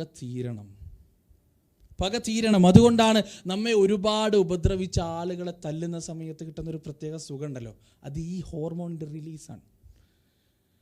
ഈ ശരീരത്തിൽ അടിഞ്ഞുകൂടിയ ഹോർമോൺ ഏത് സന്ദർഭത്തിലാണ് പുറത്തേക്ക് വരിക? അതിന് ചെറിയ എന്തെങ്കിലും കാരണം മതി. ഇതിങ്ങനെ പീക്കിലെത്തി നിൽക്കുമ്പോൾ ഒരു ദിവസം ഞാൻ ഇങ്ങനെ വീട്ടിലേക്ക് കടന്നു വരികയാണ്. ആ സമയത്ത് നിങ്ങൾക്ക് മനസ്സിലാക്കാൻ ഉദാഹരണത്തിന് വേണ്ടി പറയാം. വീട്ടിലേക്ക് കടന്നു വന്ന് ഞാൻ എൻ്റെ ഭാര്യയോട് ചോദിച്ചു, ഒരു ഗ്ലാസ് വെള്ളം തരുമോ? അപ്പോൾ നല്ല രീതിയിലുള്ള മറുപടി പറഞ്ഞു, 2 മിനിറ്റ് ഒന്ന് ഇരിക്കുക, ഞാൻ അപ്പോൾ വെള്ളം തരാം. ആ സമയത്തായിരിക്കും പൊട്ടിത്തെറിക്കുക. ആ സമയത്തായിരിക്കും അന്ന് വരെ അടിഞ്ഞുകൂടിയ ഹോർമോൺ മുഴുവൻ പൊട്ടിത്തെറിക്കുക. അത് മുഴുവൻ അങ്ങോട്ട് പുറത്തു വരും. അത് ഏത് കോലത്തിലാണ് പുറത്തു വരിക? ഉള്ള വാപ്പാനെ ചീത്ത പറയും, ഉമ്മാനെ ചീത്ത പറയും, കുടുംബക്കാരെ ചീത്ത പറയും, നാട്ടുകാരെ ചീത്ത പറയും, വേണമെങ്കിൽ അങ്ങ് മുതുമുത്തച്ഛനെ വരെ ചീത്ത പറയും. ഈ ചീത്ത പറഞ്ഞ് കഴിയുമ്പോൾ എന്ത് ചെയ്യും? ഹോർമോൺ മുഴുവൻ റിലീസാവും. ഈ റിലീസായ ഹോർമോൺ റിലീസായി കഴിയുമ്പോഴത്തേന് ഭാര്യയുടെ ശരീരത്തിൽ ആവശ്യത്തിന് ഹോർമോൺ ഉൽപ്പാദിപ്പിച്ചിട്ടുണ്ടാവും. എന്നിട്ട് നമ്മൾ എന്ത് ചെയ്യും? ഓഫീസ് റൂമിൽ പോയി ഇങ്ങനെ ഇരിക്കും. ഭാര്യ വന്നിട്ട് അത് ഇങ്ങോട്ടും ചൊരിഞ്ഞു തരും. അപ്പോൾ ഇവിടെ വീണ്ടും കയറി ഇങ്ങനെ. ഇപ്പോൾ ഭാര്യ, ഈ സംഭവത്തിന് ശേഷം ഭാര്യ നാട്ടിലേക്ക് വിളിക്കുക. ഇവിടെ സംബന്ധിച്ചിടത്തോളം ഭാര്യ നാട്ടിലേക്ക് വിളിക്കുക. എന്നിട്ട് എന്താണ് പറയുക? ഭാര്യ നാട്ടിലേക്ക് വിളിച്ചിട്ട് ഉമ്മാനോടും ഉപ്പാനോട് എന്താ പറയുക? അയാൾ എന്നോട് വന്നിട്ട് ഒരു ഗ്ലാസ് വെള്ളത്തിന് വെച്ചു, ഞാൻ നല്ല നിലയിലാണ് പറഞ്ഞ് 2 മിനിറ്റ് കൊണ്ട് തരാൻ. പക്ഷെ അയാൾ എന്തൊക്കെ പറഞ്ഞെന്നറിയും? ഉമ്മ നിങ്ങളെ ചീത്ത പറഞ്ഞു, ഉപ്പാനെ ചീത്ത പറഞ്ഞു, അങ്ങനെ പറഞ്ഞു, ഇങ്ങനെ പറഞ്ഞു. ഉമ്മ പറയും, 2 മിനിറ്റ് കൊണ്ട് വെള്ളം തരാമെന്ന് പറഞ്ഞതിന് അയാൾ അങ്ങനെയൊക്കെ പറഞ്ഞോ? ഇനി അവിടെ നിൽക്കണ്ട, നീ ഇങ്ങോട്ട് പോരെ. സത്യത്തിൽ ആ വെള്ളം ചോദിക്കലും ആ 2 മിനിറ്റായിട്ട് ഈ പ്രശ്നത്തിന് ബന്ധമുണ്ടോ? ഇല്ല, അതിനൊരു ബന്ധമില്ല. പിന്നെ ഇത് നമ്മൾ പോലും ശ്രദ്ധിക്കാതെ ജീവിതത്തിൻ്റെ പല സന്ദർഭങ്ങളിലും ഉണ്ടാകുന്ന മൈക്രോ ലെവലിലുള്ള കാര്യങ്ങൾ നമ്മുടെ ശരീരത്തിൽ ഉൽപ്പാദിപ്പിച്ച ഹോർമോണിൻ്റെ അക്യുമുലേഷൻ ഉണ്ടാകുന്ന സമയത്ത് അതൊരു അവസരത്തിൽ പൊട്ടിത്തെറിക്കുന്ന, ഇത് ഭർത്താക്കന്മാർക്ക് മാത്രമല്ല ഭാര്യർക്കും ഉണ്ടാവും. ഭാര്യമാരും ചില സന്ദർഭങ്ങളിൽ കാരണമില്ലാതെ പൊട്ടിത്തെറിക്കും. അതിൻ്റെ കാരണക്കാരാണ് സത്യത്തിൽ നമ്മൾ തന്നെയാണ്. നമ്മളുടെ ജീവിതത്തിൻ്റെ പല സന്ദർഭങ്ങളിലും നാം പോലും അറിയാതെ അവർക്ക് കൊടുക്കുന്ന നെഗറ്റീവ് സ്ട്രോക്കുകൾ അവരുടെ ശരീരത്തിൽ ഉൽപ്പാദിപ്പിച്ച സ്റ്റെറോയിഡ് ഹോർമോണിൻ്റെ അക്യുമുലേഷൻ കാരണം അതൊരു പ്രത്യേക സമയത്ത് പൊട്ടിത്തെറിക്കാൻ. ആ പൊട്ടിത്തെറിക്കുന്ന സമയത്ത് അതിൻ്റെ കാരണം ഈ ഹോർമോൺ ആണ് എന്ന് മനസ്സിലാക്കിയാൽ ആ ഹോർമോൺ മുഴുവനും റിലീസായി കഴിഞ്ഞാൽ നമുക്ക് എന്ത് ചെയ്യാൻ കഴിയും? അതിനെ നെഗറ്റീവ് ലെവലിലേക്ക് കൊണ്ടുവരാൻ കഴിയും. അതാണ് പ്രവാചകൻ സല്ലല്ലാഹു അലൈഹി വസല്ലം ഖുർആൻ പറഞ്ഞല്ലോ. ഖുർആന്റെ വചനം എന്താണ്? ലഖദ് കാന ലക്കും ഫീ റസൂലില്ലാഹി ഉസ്വത്തുൻ ഹസന. സുബ്ഹാനല്ലാഹ്, വല്ലാത്ത വാക്കാണ്. അത് പറയാൻ പ്രവാചകൻ സല്ലല്ലാഹു അലൈഹി വസല്ലമയിൽ നിങ്ങൾക്ക് ഉദാത്തമായ മാതൃകയുണ്ട്, ശരിക്കും മാതൃകയുണ്ട്. ഇവിടെ പ്രവാചകൻ സല്ലല്ലാഹു അലൈഹി വസല്ലമയുടെ വീട്ടിലേക്ക് കൊണ്ടുവരപ്പെട്ട പലഹാരം, ആ പലഹാരം ആയിഷ റളിയല്ലാഹു അൻഹ കാലുകൊണ്ട് ചവിട്ടിത്തെറിപ്പിക്കാൻ അല്ലേ? ഇവിടെ സത്യത്തിൽ സാധാരണക്കാരനായ ഒരു ഭർത്താവാണെങ്കിൽ എന്താ ചെയ്യുക? ഇത്ര അഹങ്കാരം ഒരു ഭാര്യക്ക്, ഇത്ര അഹങ്കാരോ അല്ലേ? മേലിൽ കൈയും പൊക്കൂല, കാലും പൊക്കൂല, ഒന്നും പൊക്കൂല, അവിടെ ഒക്കെ തീരും. പക്ഷേ പ്രവാചകൻ സല്ലല്ലാഹു അലൈഹി വസല്ലം അവിടെ മനസ്സിലാക്കി എന്ത്? ഇന്ന് നമ്മോട് സയൻസ് പറഞ്ഞു തരുന്ന, സൈക്കോളജി പറഞ്ഞു തരുന്ന ഇതേ തിയറി, ഈ സ്റ്റിറോയിഡ് ഹോർമോണിന്റെ ഉൽപാദനം ഉണ്ടായിക്കഴിഞ്ഞാൽ അതിനെ എത്തരത്തിൽ നേരിടണം എന്ന് പ്രവാചകൻ സല്ലല്ലാഹു അലൈഹി വസല്ലം വളരെ വ്യക്തമായി അവിടെ കാണിച്ചു തന്നു. പ്രവാചകൻ എന്താ ചെയ്ത്? അവിടെ ഇരുന്നു. എന്നിട്ട് പൊട്ടിയ പാത്രകഷണങ്ങൾ പെറുക്കി, പലഹാരങ്ങൾ പെറുക്കി, എന്നിട്ട് ശാന്തനായിക്കൊണ്ട് ആയിഷ റളിയല്ലാഹു അൻഹയുടെ മുഖത്ത് നോക്കി പറഞ്ഞു, ആയിഷ, പാത്രം നിൻ്റെതല്ല, അത് നീ കൊടുക്കണം. ആയിഷ റളിയല്ലാഹു അൻഹ പറയുന്നു, എൻ്റെ മനസ്സിലുണ്ടായിരുന്ന പശ്ചാത്താപത്തിൻ്റെ അളവ് എനിക്ക് തന്നെ അറിയാത്തതാണ്. അത്രത്തോളം ഞാൻ വേദനിച്ചു. ഇനി ഒരിക്കലും എൻ്റെ പൊന്നു പ്രവാചകൻ്റെ മുന്നിൽ ഞാൻ അങ്ങനെ പെരുമാറുകയില്ല എന്ന് ഞാൻ ഉറച്ച തീരുമാനവും എടുത്തു. ഇത് പ്രവാചകൻ സല്ലല്ലാഹു അലൈഹി വസല്ലമയുടെ ജീവിതത്തിൻ്റെ സമീപനമായിരുന്നു. അങ്ങനെ പ്രവാചകന്റെ ജീവിതത്തിലെ സകല രംഗങ്ങളും, രഹസ്യമില്ലല്ലോ പ്രവാചകന്, രഹസ്യമില്ല. പ്രവാചകൻ സല്ലല്ലാഹു അലൈഹി വസല്ലമ ഒരിക്കൽ ആയിഷ റളിയല്ലാഹു അൻഹയോട് പറയുകയാണ്, ആയിഷ, നീ നല്ല മൂഡിലാണെങ്കിലും സന്തോഷത്തിലാണെങ്കിലും ദുഃഖത്തിലാണെങ്കിലും നിന്റെ വാക്കുകളിലൂടെ എനിക്കത് തിരിച്ചറിയാൻ സാധിക്കും. ആയിഷ റളിയല്ലാഹു അൻഹ തിരിച്ചു ചോദിച്ചു, അതെങ്ങനെയാണ് പ്രവാചകരെ, അതെങ്ങനെയാണ് താങ്കൾക്ക് അങ്ങനെ തിരിച്ചറിയാൻ സാധിക്കുക? പ്രവാചകൻ സല്ലല്ലാഹു അലൈഹി വസല്ലമ മറുപടി പറഞ്ഞു, നീ മോശം മൂഡിലാണെങ്കിൽ, സന്തോഷത്തിലല്ലെങ്കിൽ, ദുഃഖത്തിലാണെങ്കിൽ, ദേഷ്യത്തിലാണെങ്കിൽ നീ സത്യം ചെയ്യുന്ന സമയത്ത് ഇബ്രാഹീമിൻ്റെ നാഥനെ തന്നെയാണ് സത്യമെന്ന് നീ പറയും. എന്നാൽ നീ സന്തോഷത്തിലാണെങ്കിലോ, നിന്റെ മനസ്സ് ശാന്തതയിലാണെങ്കിലോ മുഹമ്മദിൻ്റെ നാഥനെ തന്നെയാണ് സത്യം എന്ന് പറഞ്ഞ് നീ സത്യം ചെയ്യും. നിങ്ങളൊന്ന് ആലോചിച്ച് നോക്ക്. ഭാര്യയുടെ നാവിൻ്റെ തുമ്പിലൂടെ ഉതിർന്നു വീഴുന്ന വാക്കുകളിൽ നിന്ന് മനഃശാസ്ത്രം മനസ്സിലാക്കിയ വലിയ ആചാര്യൻ. ഒരിക്കൽ ആയിഷ റളിയല്ലാഹു അൻഹ പ്രവാചകനോട് ചോദിച്ചു, നബി, നിങ്ങൾക്ക് എന്നോട് സ്നേഹമുണ്ടോ? പ്രവാചകൻ തിരിച്ചു ചോദിച്ചു, അതെന്താ മോളെ നീ എങ്ങനെ ചോദിച്ചത്? എനിക്ക് നിന്നോട് സ്നേഹമില്ലാതെ. അപ്പോൾ ആയിഷ റളിയല്ലാഹു അൻഹ തിരിച്ചു ചോദിച്ചു, അന്ന് ആ സ്നേഹം എങ്ങനെയാണെന്ന് നമുക്ക് പറഞ്ഞു തരണം. അപ്പോൾ പ്രവാചകൻ പറഞ്ഞു, അത് മുറുക്കി പിരിച്ച കയറ് പോലെയാണ്. പിന്നീട് പ്രവാചകന്റെയും ആയിഷ റളിയല്ലാഹു അൻഹയുടെയും ജീവിതത്തിലെ പല സന്ദർഭങ്ങളിലും പ്രവാചകന് ചെറുതായി ദേഷ്യം വരുന്ന സമയത്ത് ആയിഷ റളിയല്ലാഹു അൻഹ പെട്ടെന്ന് ചോദിക്കും, നബിയെ, ആ കയറ് എങ്ങനെയുണ്ട് ഇപ്പം, അതിൻ്റെ അവസ്ഥ എന്താണ്? പ്രവാചകൻ പറയും, ആയിഷ, അത് പൂർവാധികം ശക്തിയോടുകൂടി തന്നെ നിലനിൽക്കുന്നുണ്ട്, വിഷമിക്കേണ്ടതില്ല. ഇത് പ്രവാചകൻ സല്ലല്ലാഹു അലൈഹി വസല്ലമയുടെ ജീവിതമാണ്. എങ്ങനെ ഒരു നല്ല ഭർത്താവാകണം, എങ്ങനെ ഒരു നല്ല സഹവാസിയാകണം, സകലതിനും പ്രവാചകൻ സല്ലല്ലാഹു അലൈഹി വസല്ലമയുടെ ജീവിതത്തിൽ മാതൃകയുണ്ട്. പലപ്പോഴും പ്രവാസികളായ നാം ജീവിത സന്ധാര വേളയിൽ പണം സമ്പാദിക്കാൻ പാടുപെടുന്ന സമയത്ത് മറന്നു പോകുന്ന കാര്യമാണ് കുടുംബബന്ധം. നൽകേണ്ടത് നൽകാതെ, കൊടുക്കേണ്ടത് കൊടുക്കാതെ, സകലതും നാം പോലും അറിയാതെ അവഗണിക്കുന്ന വല്ലാത്തൊരവസ്ഥ. അതിൻ്റെ ദുരന്തഫലം, പരിണിതഫലം അപകടകരമാണ്. അതിൻ്റെ പരിണിതഫലം നമ്മുടെ നിയന്ത്രണത്തിൽ നിന്ന് എത്രയോ അപ്പുറത്തേക്കാണ്. എന്താ അല്ലാഹു ഖുർആനിലൂടെ പറഞ്ഞത്? യാ അയ്യുഹല്ലദീന ആമനൂ ലാ തുൽഹികും അംവാലുകും വലാ ഔലാദുകും അൻ ദിക്രില്ലാഹ് വമൻ യഫ്അൽ ദാലിക ഫഉലൈക ഹുമുൽ ഖാസിറൂൻ. യാ അയ്യുഹല്ലദീന ആമനൂ, അല്ലയോ സത്യവിശ്വാസികളെ, ലാ തുൽഹികും അംവാലുകും വലാ ഔലാദുകും അൻ ദിക്രില്ലാഹ്. നിങ്ങളുടെ സന്താനങ്ങളോ, നിങ്ങളുടെ സമ്പത്തോ, നിങ്ങളുടെ അധികാരമോ, നിങ്ങളുടെ വ്യാമോഹങ്ങളോ, നിങ്ങളുടെ അധ്വാനങ്ങളോ, നിങ്ങളുടെ ജോലിയോ, ലാ തുൽഹികും അംവാലുകും വലാ ഔലാദുകും അൻ ദിക്രില്ലാഹ്. അല്ലാഹുവിന്റെ സ്മരണയെ തൊട്ട് നിങ്ങളെ തടയാൻ പാടില്ല. വമൻ യഫ്അൽ ദാലിക ഫഉലൈക ഹുമുൽ ഖാസിറൂൻ. ആരാണോ അത് ചെയ്യുന്നത്, ആരാണോ സമ്പത്ത് മുഖേന, സന്താനം മുഖേന, സൗഭാഗ്യങ്ങൾ മുഖേന, സംവിധാനങ്ങൾ മുഖേന അല്ലാഹുവിന്റെ സ്മരണപദത്തിൽ നിന്ന് തള്ളി നീങ്ങുന്നത്, ഫഉലൈക ഹുമുൽ ഖാസിറൂൻ, അവരാകുന്നു ഏറ്റവും വലിയ നഷ്ടക്കാരികൾ. അതിന്റെ ആ സൂറത്തിന്റെ അവസാനത്തിൽ അല്ലാഹു പറയുകയാണ്, വലൻ യുഅഖിറല്ലാഹു നഫ്സൻ ഇദാ ജാഅ അജലുഹാ വലൻ യുഅഖിറല്ലാഹു നഫ്സൻ ഇദാ ജാഅ അജലുഹാ വല്ലാഹു ഖബീറും ബിമാ തഅമലൂൻ. അല്ലാഹ് നിങ്ങൾക്കൊരു അവധി നിശ്ചയിച്ചിട്ടുണ്ട്. നിങ്ങളുടെ ജീവിതത്തിന് പടച്ച തമ്പുരാൻ ഒരു അവധി നിശ്ചയിച്ചിട്ടുണ്ട്. ആ അവധി എത്തിക്കഴിഞ്ഞാൽ നിങ്ങളുടെ സൗഭാഗ്യങ്ങൾ മരണത്തിലേക്ക് കടക്കുന്നതിൽ നിന്ന് നിങ്ങളെ തടയില്ല. കുല്ലു നഫ്സിൻ സായിഖത്തുൽ മൗത്ത് വഇന്നമാ തുവഫൗന ഉജൂറകും യൗമൽ ഖിയാമ ഫമൻ സുഹ്സിഹ അനിൻ നാർ വഉദ്ഖിലൽ ജന്നത ഫഖദ് ഫാസ് വമൽ ഹയാത്തുദ് ദുനിയാ ഇല്ലാ മതാഉൽ ഗുറൂർ. എല്ലാ ശരീരങ്ങളും മരണത്തിന്റെ രുചി ആസ്വദിക്കുന്നതാണ്. ആ മരണത്തോടുകൂടി ജീവിതം അവസാനിക്കുന്നില്ല. നശ്വരമായ ജീവിതത്തിൽ നിന്ന് തിരശീല പൊങ്ങുന്നത് ഒരിക്കലും അവസാനിക്കാത്ത ശാശ്വതമായ ഒരു ജീവിതത്തിലേക്കാണ്. വഇന്നമാ തുവഫൗന ഉജൂറകും യൗമൽ ഖിയാമ. നന്മക്ക് നന്മയും തിന്മക്ക് തിന്മയും പ്രതിഫലം നൽകപ്പെടുന്ന ആ വമ്പിച്ച നാള് വരിക തന്നെ ചെയ്യുന്നതാണ്.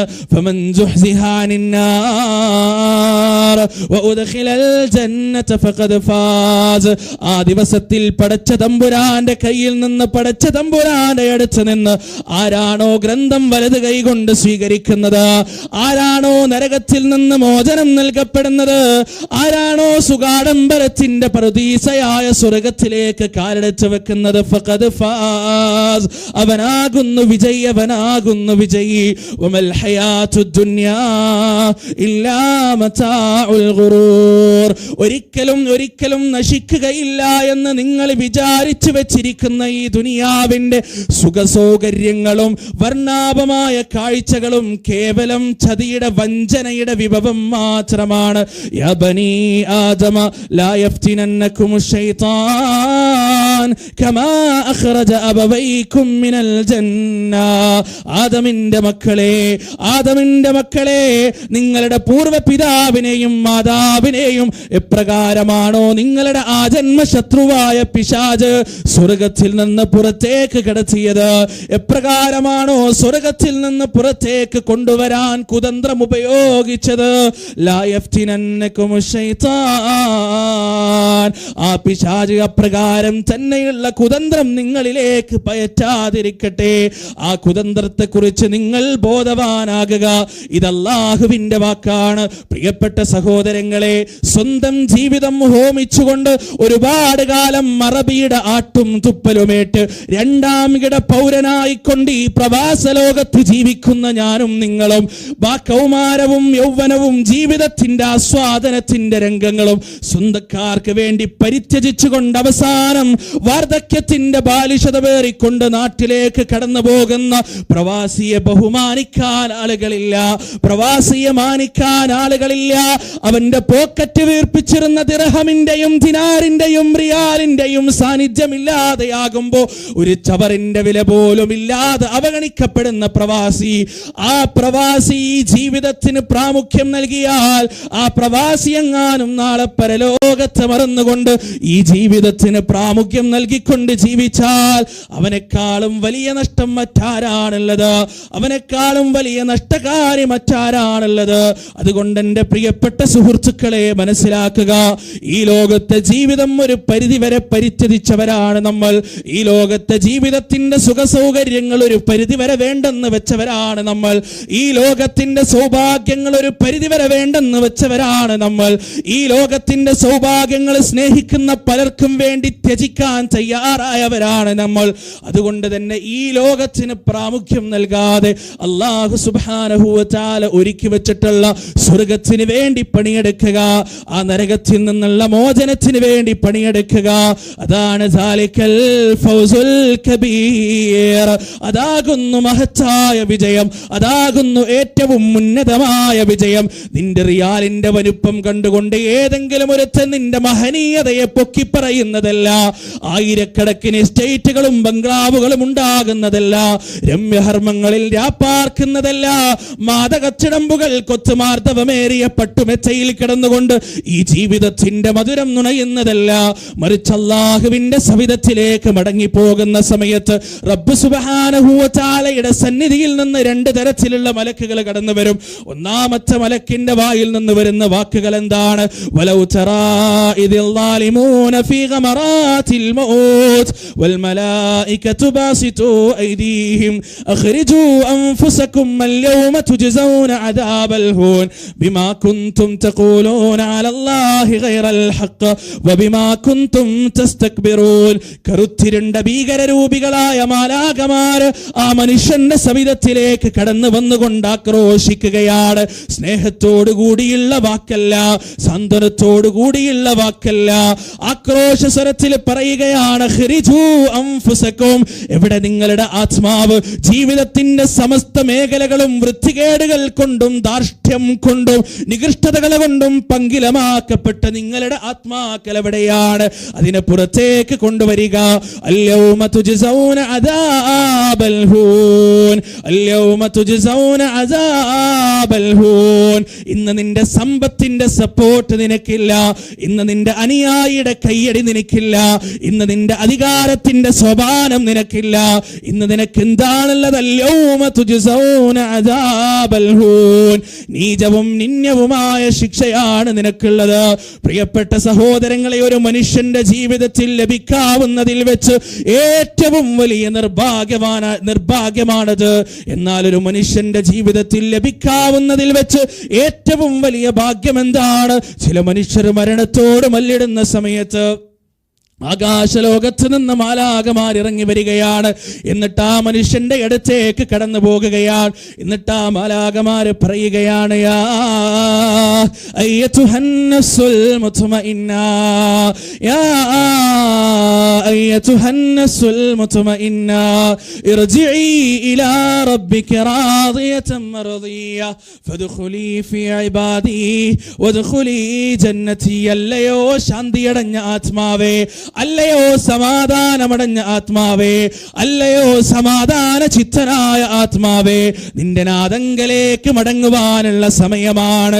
ഏതൊരു നാഥന് വേണ്ടിയാണ് കിടക്കപ്പായയിൽ നിന്ന് സ്വന്തം ശരീരത്തെ പറിച്ചെടുത്തുകൊണ്ട് ലോകം മുഴുവൻ ഉറങ്ങുന്ന സമയത്ത് പൊട്ടിക്കരഞ്ഞ ഏതൊരു നാഥന്റെ മുന്നിലാണോ നീ നിന്റെ കണ്ണുനീരുകളെ സമർപ്പിച്ചത്? ഏതൊരു നാഥന് വേണ്ടിയാണോ ക്യാമ്പസുകളിൽ അടിച്ചുപൊളി നടക്കുന്ന സമയത്ത് സ്വന്തത്തെ നിയന്ത്രിച്ചുകൊണ്ട് അള്ളാഹുവിനെ പേടിച്ച് ജീവിച്ചത്? ഏതൊരു നാഥന് വേണ്ടിയാണോ നീ നിന്റെ സുഖ സൗകര്യങ്ങൾ ത്യജിച്ചത്? ഏതൊരു നാഥന് വേണ്ടിയാണോ നീ നിന്റെ നാവ് ഉപയോഗിച്ചത്? ഏതൊരു നാഥന് വേണ്ടിയാണോ നിന്റെ നെറ്റിച്ചടങ്ങൾ വിയർപ്പിന്റെ കണികകൾ കൊണ്ട് മുഖരിതമായത്? ആ നാഥൻ നിന്നെ കുറിച്ച് തൃപ്തനാണ്, ആ നാഥൻ നിന്നെ സ്നേഹിക്കുന്നു, ആ നാഥന് നിന്നെ ഇഷ്ടമാണ്. ആ നാഥൻ ഒരുക്കി വെച്ച സ്വർഗത്തിന്റെ വിഹായസിലേക്ക് നിനക്കിതാ സ്വാഗതം. ഇർജിഇ ഇലാ റബ്ബികി റാദിയതൻ മർദിയ, ഇർജിഇ ഇലാ റബ്ബികി റാദിയതൻ മർദിയ. തൃപ്തിപ്പെട്ടുകൊണ്ട് തൃപ്തിപ്പെട്ടവനായി നീ നിന്റെ നാദങ്കലേക്ക് പ്രവേശിച്ചു കൊള്ളുക, നീ നിന്റെ നാദങ്കലേക്ക് മടങ്ങിപ്പോകുക. ദാലിക്കൽ ഫൗസുൽ കബീർ, ദാലിക്കൽ ഫൗസുൽ കബീർ. അതാണ് ഒരു മനുഷ്യന് ഈ ജീവിതത്തിൽ കിട്ടാവുന്നതിൽ വെച്ച് ഏറ്റവും വലിയ സൗഭാഗ്യം സഹോദരങ്ങളെ മനസ്സിലാക്കുക. പ്രവാസ ജീവിതത്തിന്റെ വിവിധ രംഗങ്ങളിൽ അള്ളാഹുവിനെ മറന്നുകൊണ്ട് നാട്ടിലൊരാഘോഷം ഉണ്ടാകുന്ന സമയത്ത് അത് ഇസ്ലാമിന് നിരക്കുന്നതാണോ നിരക്കാത്തതാണോ എന്ന വകഭേദമില്ലാതെ പണമയച്ചു കൊടുക്കുന്ന ഓരോ പ്രവാസിയും മനസ്സിലാക്കേണ്ട കാര്യം, സ്ത്രീധനത്തുകയെ പ്രോത്സാഹിപ്പിച്ചുകൊണ്ട് വാചാലതകൾ ഉപയോഗിക്കുന്ന മൗലവിമാര് മനസ്സിലാക്കേണ്ട കാര്യം, പാവപ്പെട്ട പാമരന്റെ പോക്കറ്റ് ചൂഷണം ചെയ്യാൻ അള്ളാഹുവിന്റെ ദീനിനെ വളച്ചൊടിച്ചുകൊണ്ട് ഈ പ്രവാസ ലോകത്ത് പാടുപെട്ട് പണിയെടുക്കുന്ന പാവപ്പെട്ടവനെ ചൂഷണം ചെയ്യാൻ ഇറങ്ങുന്ന പുരോഹിത പരിശകൾ മനസ്സിലാക്കേണ്ട കാര്യം, മടങ്ങിപ്പോകേണ്ടത് റബ്ബിന്റെ അടുത്തേക്കാണ്. ഖുൽ ഇന്നൽ മൗതല്ലദീ തഫിറൂന മിൻഹു ഫഇന്നഹു മുലാഖീകും സുമ്മ തുറദ്ദൂന ഇലാ ആലിമിൽ ഗൈബി വശഹാദ. ഏതൊരു മരണത്തിന്റെ വായിൽ നിന്ന് ഓടി രക്ഷപ്പെടാനാണോ നിങ്ങൾ ശ്രമിച്ചുകൊണ്ടിരിക്കുന്നത്? കൊളസ്ട്രോൾ ഒന്ന് കൂടുമ്പോ, ഷുഗർ ഒന്ന് കൂടുന്ന സമയത്ത്, പ്രഷർ ഒന്ന് കൂടുന്ന സമയത്ത് 1000 ഡോക്ടർമാരെ കണ്ടുകൊണ്ട് ഏതൊരു മരണത്തിന്റെ പിടിവായിൽ നിന്നാണോ രക്ഷപ്പെടാൻ നിങ്ങൾ ശ്രമിച്ചുകൊണ്ടിരിക്കുന്നത്? ഫഇന്നഹു മുലാഖീകും ഫഇന്നഹു മുലാഖീകും. ആ ഓടുന്ന ഓട്ടത്തിനിടയിൽ ആ മരണം നിന്റെ മുന്നിൽ കടന്നു വരുന്നതാണ്. അതിന്റെ ശക്തമായ പിടിയിൽ നിന്ന് കുതറി മാറാൻ നിനക്ക് സാധ്യമല്ല. സുമ്മ തുറദ്ദൂന ഇലാ ആലിമിൽ ഗൈബി വശഹാദ. പിന്നെ നിന്റെ മടക്കം എവിടെയാണെന്നറിയുമോ? രഹസ്യങ്ങൾ മറച്ചു വെക്കാൻ കഴിയാത്ത ബ്രഹ്മാണ്ഡ കടാഹത്തിന്റെ നാഥനായ അഖിലാണ്ഡ മണ്ഡലത്തിന്റെ തമ്പുരാനായ മനുഷ്യന്റെ മനസ്സിന്റെ മന്ത്രങ്ങൾ അറിയുന്ന, അവന്റെ തലച്ചോറിന്റെ ആന്തോളനങ്ങൾ അറിയുന്ന, അവന്റെ ഹൃദയത്തിന്റെ മിടിപ്പുകൾ അറിയുന്ന ആ നാഥന്റെ സവിധത്തിലേക്കാണ് നീ മടങ്ങിപ്പോകേണ്ടത്. ആ നാഥന്റെ സവിധത്തിലേക്ക് മടങ്ങിപ്പോകുന്ന സമയത്ത് നിന്റെ ഹൃദയത്തിൽ രഹസ്യങ്ങളില്ല, ആ റബ്ബ് മുഴുവനും പുറത്തേക്ക് കൊണ്ടുവരുന്നതാണ്. അൽയൗമ നഖ്തിമു അലാ അഫ്വാഹിഹിം വതുകല്ലിമുനാ ഐദീഹിം വതശ്ഹദു അർജുലുഹും ബിമാ കാനൂ യക്സിബൂൻ. മുന്നിലിരിക്കുന്ന വലിയ ജനക്കൂട്ടത്തെ പറ്റിക്കാൻ വേണ്ടി വളരെ വിദഗ്ധമായി ഉപയോഗിച്ച നിന്റെ നാവിനെന്ന് സീല് വെക്കപ്പെടുന്നതാണ്. നിന്റെ നാവിന്റെ പ്രവർത്തനങ്ങൾ കളവാണെന്ന് സാക്ഷ്യം വഹിച്ച കൈകൾ അതാനാഥന്റെ മുന്നിൽ സംസാരിക്കുകയാണ്. ആ കൈകൾ സാക്ഷ്യം പറയുന്ന കാലുകൾക്ക്, ആ കൈകൾ സാക്ഷ്യം പറയുന്ന കാര്യങ്ങൾക്ക് കാലുകൾ അതാ സാക്ഷ്യം വഹിക്കുകയാണ്. ആ ദിവസത്തെ കുറിച്ച് ഓർക്കണം. ഓരോ പണത്തിന്റെ തുണ്ടും നാട്ടിലേക്ക് അയച്ചു കൊടുക്കുന്ന സമയത്ത് അത് ഇസ്ലാമിന് നിരക്കാത്തതാണെങ്കിൽ പൊന്നു സഹോദരങ്ങളെ, തീർച്ചയായും അള്ളാഹുവിന്റെ മുന്നിൽ അതിന് ഉത്തരം പറയേണ്ടതുണ്ട്. വിടില്ല പടച്ച തമ്പുരാൻ.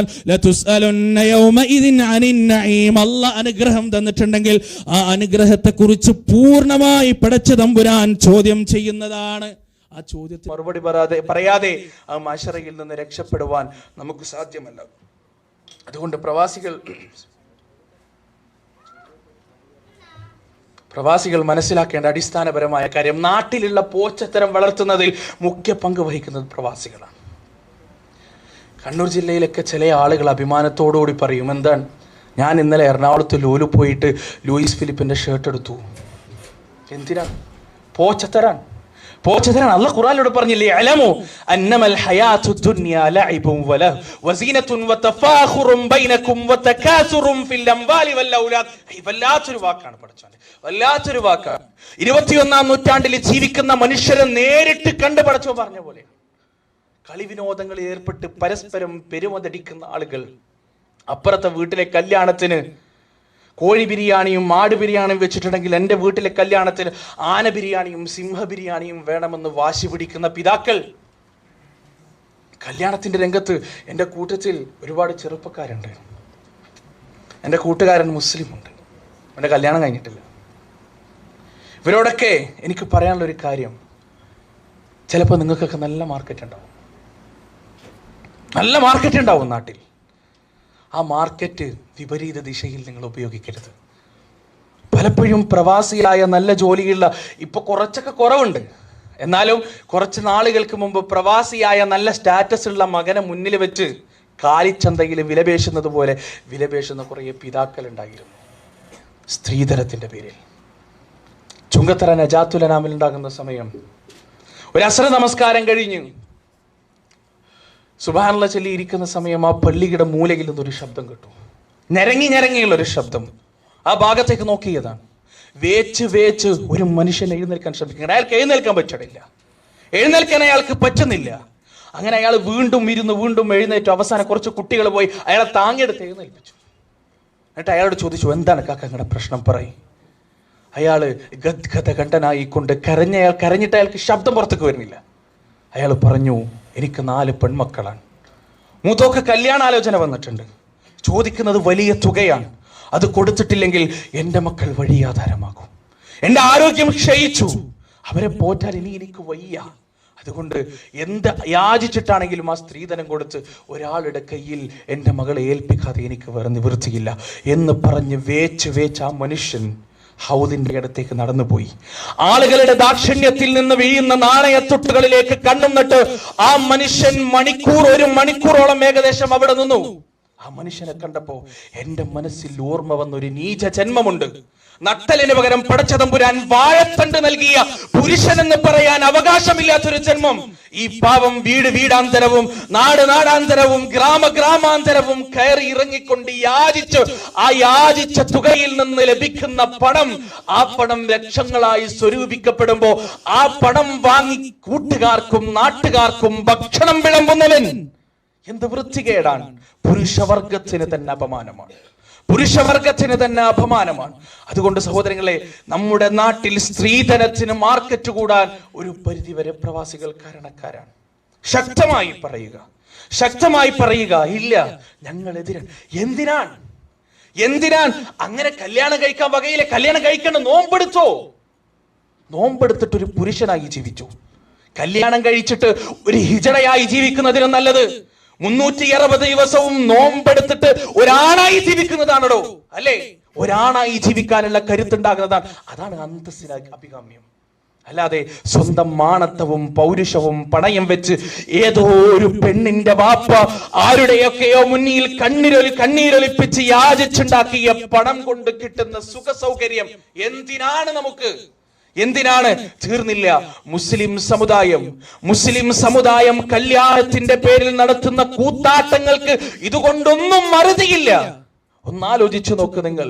100 കണക്കിന് 1000 കണക്കിന് പെൺകുട്ടികൾ കല്യാണമുണ്ടാകാതെയല്ല, പഠിക്കാൻ കഴിയാതെ, മര്യാദക്കുള്ള ഭക്ഷണം ഇല്ലാതെ, ദിവസങ്ങളോളം പഴക്കമുള്ള ഭക്ഷണങ്ങൾ എടുത്തു കഴിക്കുന്ന കുഞ്ഞുങ്ങൾ നമ്മുടെ നാട്ടിലുണ്ടാകുന്ന സമയത്ത് ഗൾഫിൽ നിന്ന് ഒഴുകിയെത്തുന്ന പണം, ആ പണം ഉപയോഗിക്കുന്നതും ആ പണം ചെലവഴിക്കുന്നതും എങ്ങനെയാണ്? സഹോദരങ്ങളെ, ഇതൊക്കെ തിരുത്തേണ്ടതുണ്ട്.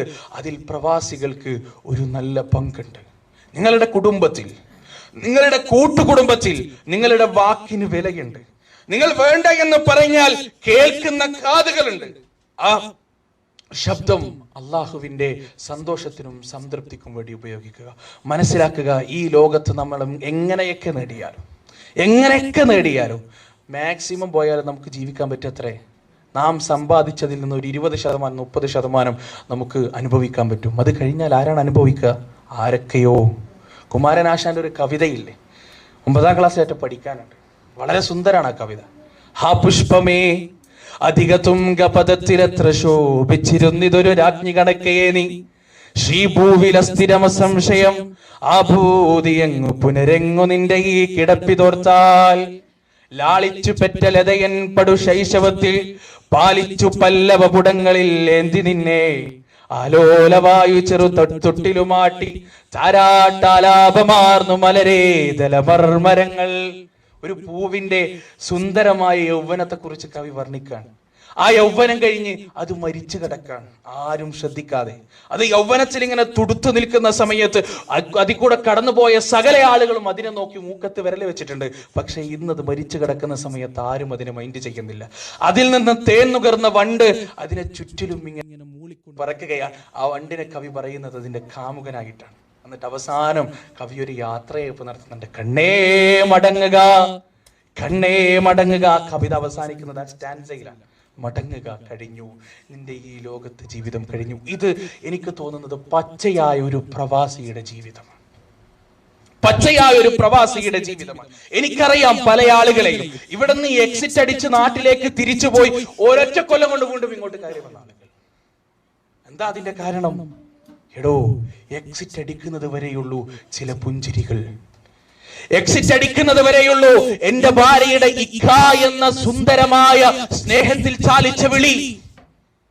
എക്സിറ്റ് അടിക്കുന്നത് വരെ മാത്രമേ ഉള്ളൂ. കുടുംബ വീടുകളിൽ കയറി ചെല്ലുമ്പോ എനിക്ക് ലഭിച്ച ബഹുമാനങ്ങളും ആദരവുകളും. അല്ലേ, ഒരു സാധാരണക്കാരൻ, ഈ ശബ്ദം ശ്രമിക്കുന്നവരുടെ കൂട്ടത്തിൽ ഹൈ ലെവലിലുള്ളവരുണ്ടാവും, അവരെ കുറിച്ചല്ല, സാധാരണക്കാരന്റെ ജീവിതമാണ് ഞാൻ പറയുന്നത്. അയാൾ ഈ പ്രവാസ ലോകത്ത് ഒരു പുരുഷായുസ് മുഴുവനും പണിയെടുത്ത അവസാനം അല്പം ഒരു വിശ്രമത്തിന് വേണ്ടി നാട്ടിലേക്ക് പോകുന്ന സമയത്ത് അയാൾക്ക് ലഭിക്കുന്നത് ഇതൊക്കെയാണ്, അവഗണനയാണ്, പുച്ഛമാണ്. അവസാനം ഇങ്ങോട്ട് തന്നെ കയറി വരികയാണ്. എത്ര കഷ്ടപ്പെടുന്നുണ്ട് ഓരോ പ്രവാസികൾ.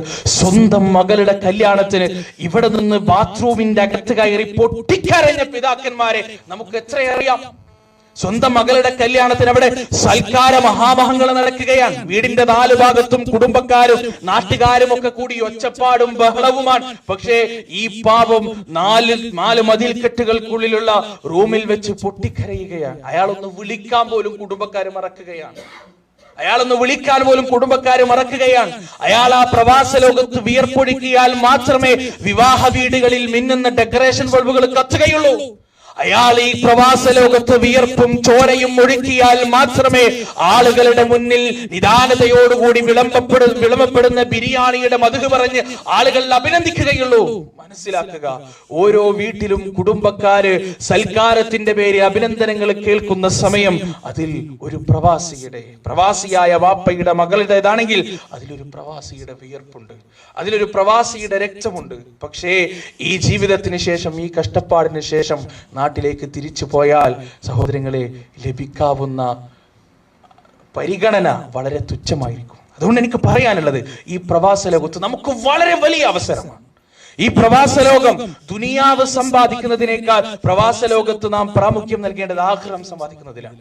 അൽഹംദുലില്ലാഹ്, അൽഹംദുലില്ലാഹ്, അല്ലാഹുമ്മ ലക്കൽ ഹംദു വലക ശുക്ർ. 1000 തവണ അല്ലാഹുവിനെ സ്തുതിക്കണം. കാരണം എന്താ അറിയോ? ഞാനും നിങ്ങളും സൗദിയിലാണ്. ഒരു വലിയ അനുഗ്രഹം തന്നെയാണത്. പല ആളുകളും വരാൻ മടിക്കുന്ന രാജ്യമാണിത്. കാരണം എന്താ? 5 വഖത്ത് നമസ്കാരത്തിന് ബാങ്ക് കേൾക്കുന്ന സമയത്ത് കടയടക്കണം, അല്ലേ? പള്ളിയിൽ പോണം, സ്ട്രിക്റ്റ് നിയമമാണ്. അങ്ങേയറ്റത്തെ വൃത്തികെട്ടവന് മാത്രമേ ഇവിടെ മോശാവാൻ പറ്റുള്ളൂ. അല്ലാത്ത ചപ്പ് ചവർ ചണ്ടികൾ മുഴുവനും ഈ ദമ്മാം ബഹ്റൈൻ പാലം വഴി അപ്പുറത്ത് പോകും, അല്ലേ? അങ്ങേയറ്റത്തുള്ള മാത്രമേ ഇവിടുന്ന് വടക്കാവുള്ളൂ. അല്ലാഹു സുബ്ഹാനഹു വ തആല ഒരു പക്ഷേ ഒരു രീതിയിൽ നമ്മെ തിരഞ്ഞെടുത്തിരിക്കുകയാണ്. ഇവിടെ നിന്ന് നാം ഈമാൻ ചാർജ് ചെയ്യുക, ഇവിടെ നിന്ന് നമ്മുടെ ഈമാനിന്റെ ശക്തി നാം കൂട്ടുക. പ്രവാസ ലോകം കഴിഞ്ഞ് അത്യാവശ്യം നാട്ടിൽ പോയി നിൽക്കാനുള്ള ഒരു അവസ്ഥ ആകുമ്പോഴേക്ക് ഈമാൻ വർദ്ധിക്കണം. ഈമാൻ വർദ്ധിച്ചാൽ എന്താണെന്നറിയോ? ലോകത്ത് സകല ആളുകളും നമ്മെ അവഗണിച്ചാലും നെവർ മൈൻഡ്, ഒരു പ്രശ്നമില്ല. ഭാര്യ പരിഗണിക്കില്ലേ? എന്തിനാ പരിഗണിക്കണേ? മക്കള് പരിഗണിക്കണില്ലേ? എന്തിനാ പരിഗണിക്കണേ? നാട്ടുകാര് പരിഗണിക്കണില്ലേ? എന്തിനാ പരിഗണിക്കണേ? കൂട്ടുകാര് മൈൻഡ് ആക്കണില്ലേ? എന്തിനാണോ മൈൻഡ് ചെയ്യുന്നത്? എനിക്കെന്റെ റബ്ബുണ്ട്. എന്റെ ഹൃദയത്തിന്റെ വേദനകളും വ്യതകളും അറിയുന്ന എന്റെ റബ്ബ് സകല സമയവും എന്നെ കണ്ടുകൊണ്ടിരിക്കുന്നുണ്ട് എന്ന ചിന്ത ഏന്തിക്കൊണ്ട് നാട്ടിലേക്ക് കടന്നു പോകാൻ നമുക്ക് സാധിച്ചാൽ അവിടെയാണ് ഒരു പ്രവാസി വിജയിയായി തീരുന്നത്. അവിടെയാണ് ഒരു പ്രവാസ ലോക ജീവിതത്തിന്റെ വിജയം. അല്ലാഹു സുബ്ഹാനഹു വ തആല അത്തരത്തിലുള്ള ഒരു പ്രവാസ ലോക ജീവിതം നയിക്കാൻ നമുക്ക് തൗഫീഖ് നൽകുമാറാകട്ടെ. നാഥാ, നിന്റെ തൃപ്തിക്കൊത്ത്, നിന്റെ പ്രീതിക്കൊത്ത് ഈ പ്രവാസ ലോകത്തെ ജീവിതം നയിച്ച് അവസാനം ഇവിടെ നിന്ന് നാട്ടിലേക്ക് മടങ്ങിപ്പോകുന്ന സമയത്ത് ദുനിയാവിനേക്കാൾ കൂടുതൽ ആഖിറം സമ്പാദിച്ചു കൊണ്ടുപോകുന്ന ഭാഗ്യവാന്മാരുടെ കൂട്ടത്തിൽ ഞങ്ങളെ നീ ഉൾപ്പെടുത്തണേ അല്ലാഹ്. അല്ലാഹുവേ, ഈ പ്രവാസ ലോകത്ത് സ്വന്തം ജീവിതം കഴിച്ച് ആഖിറവും ദുനിയാവും ഇല്ലാതെ അവഗണന നേരിടാൻ വേണ്ടി നാട്ടിലേക്ക് കടന്നു പോകുന്ന നിർഭാഗ്യവാന്മാരുടെ കൂട്ടത്തിൽ ഞങ്ങളെ നീ ഉൾപ്പെടുത്തില്ലേ അല്ലാഹ്. അല്ലാഹുമ്മ ഗഫിർ ലിൽ മുഅ്മിനീന വൽ മുഅ്മിനാത്ത് വൽ മുസ്ലിമീന വൽ മുസ്ലിമാത്ത് അൽ അഹ്യാഇ മിൻഹും വൽ അംവാത്ത് ഇന്നക മുജീബു ദഅവാതി യാ ഖാദിയൽ ഹജാത്ത്. റബ്ബനാ ളലംനാ അൻഫുസനാ വ ഇൻ ലം തഗ്ഫിർ ലനാ വതർഹംനാ ലനകൂനന്ന മിനൽ ഖാസിരീൻ. റബ്ബനാ ആതിനാ ഫിദ് ദുനിയ ഹസന വഫിൽ ആഖിറതി ഹസനത വഖിനാ അദാബൻ നാർ. റബ്ബനാ തഖബ്ബൽ മിന്നാ ഇന്നക അൻതസ് സമീഉൽ അലീം വതുബ് അലൈനാ إنك أنت التواب الرحيم. وصلى الله عليه وعلى آله وصحبه وسلم. وآخر دعوانا أن الحمد لله رب العالمين. السلام عليكم ورحمة الله.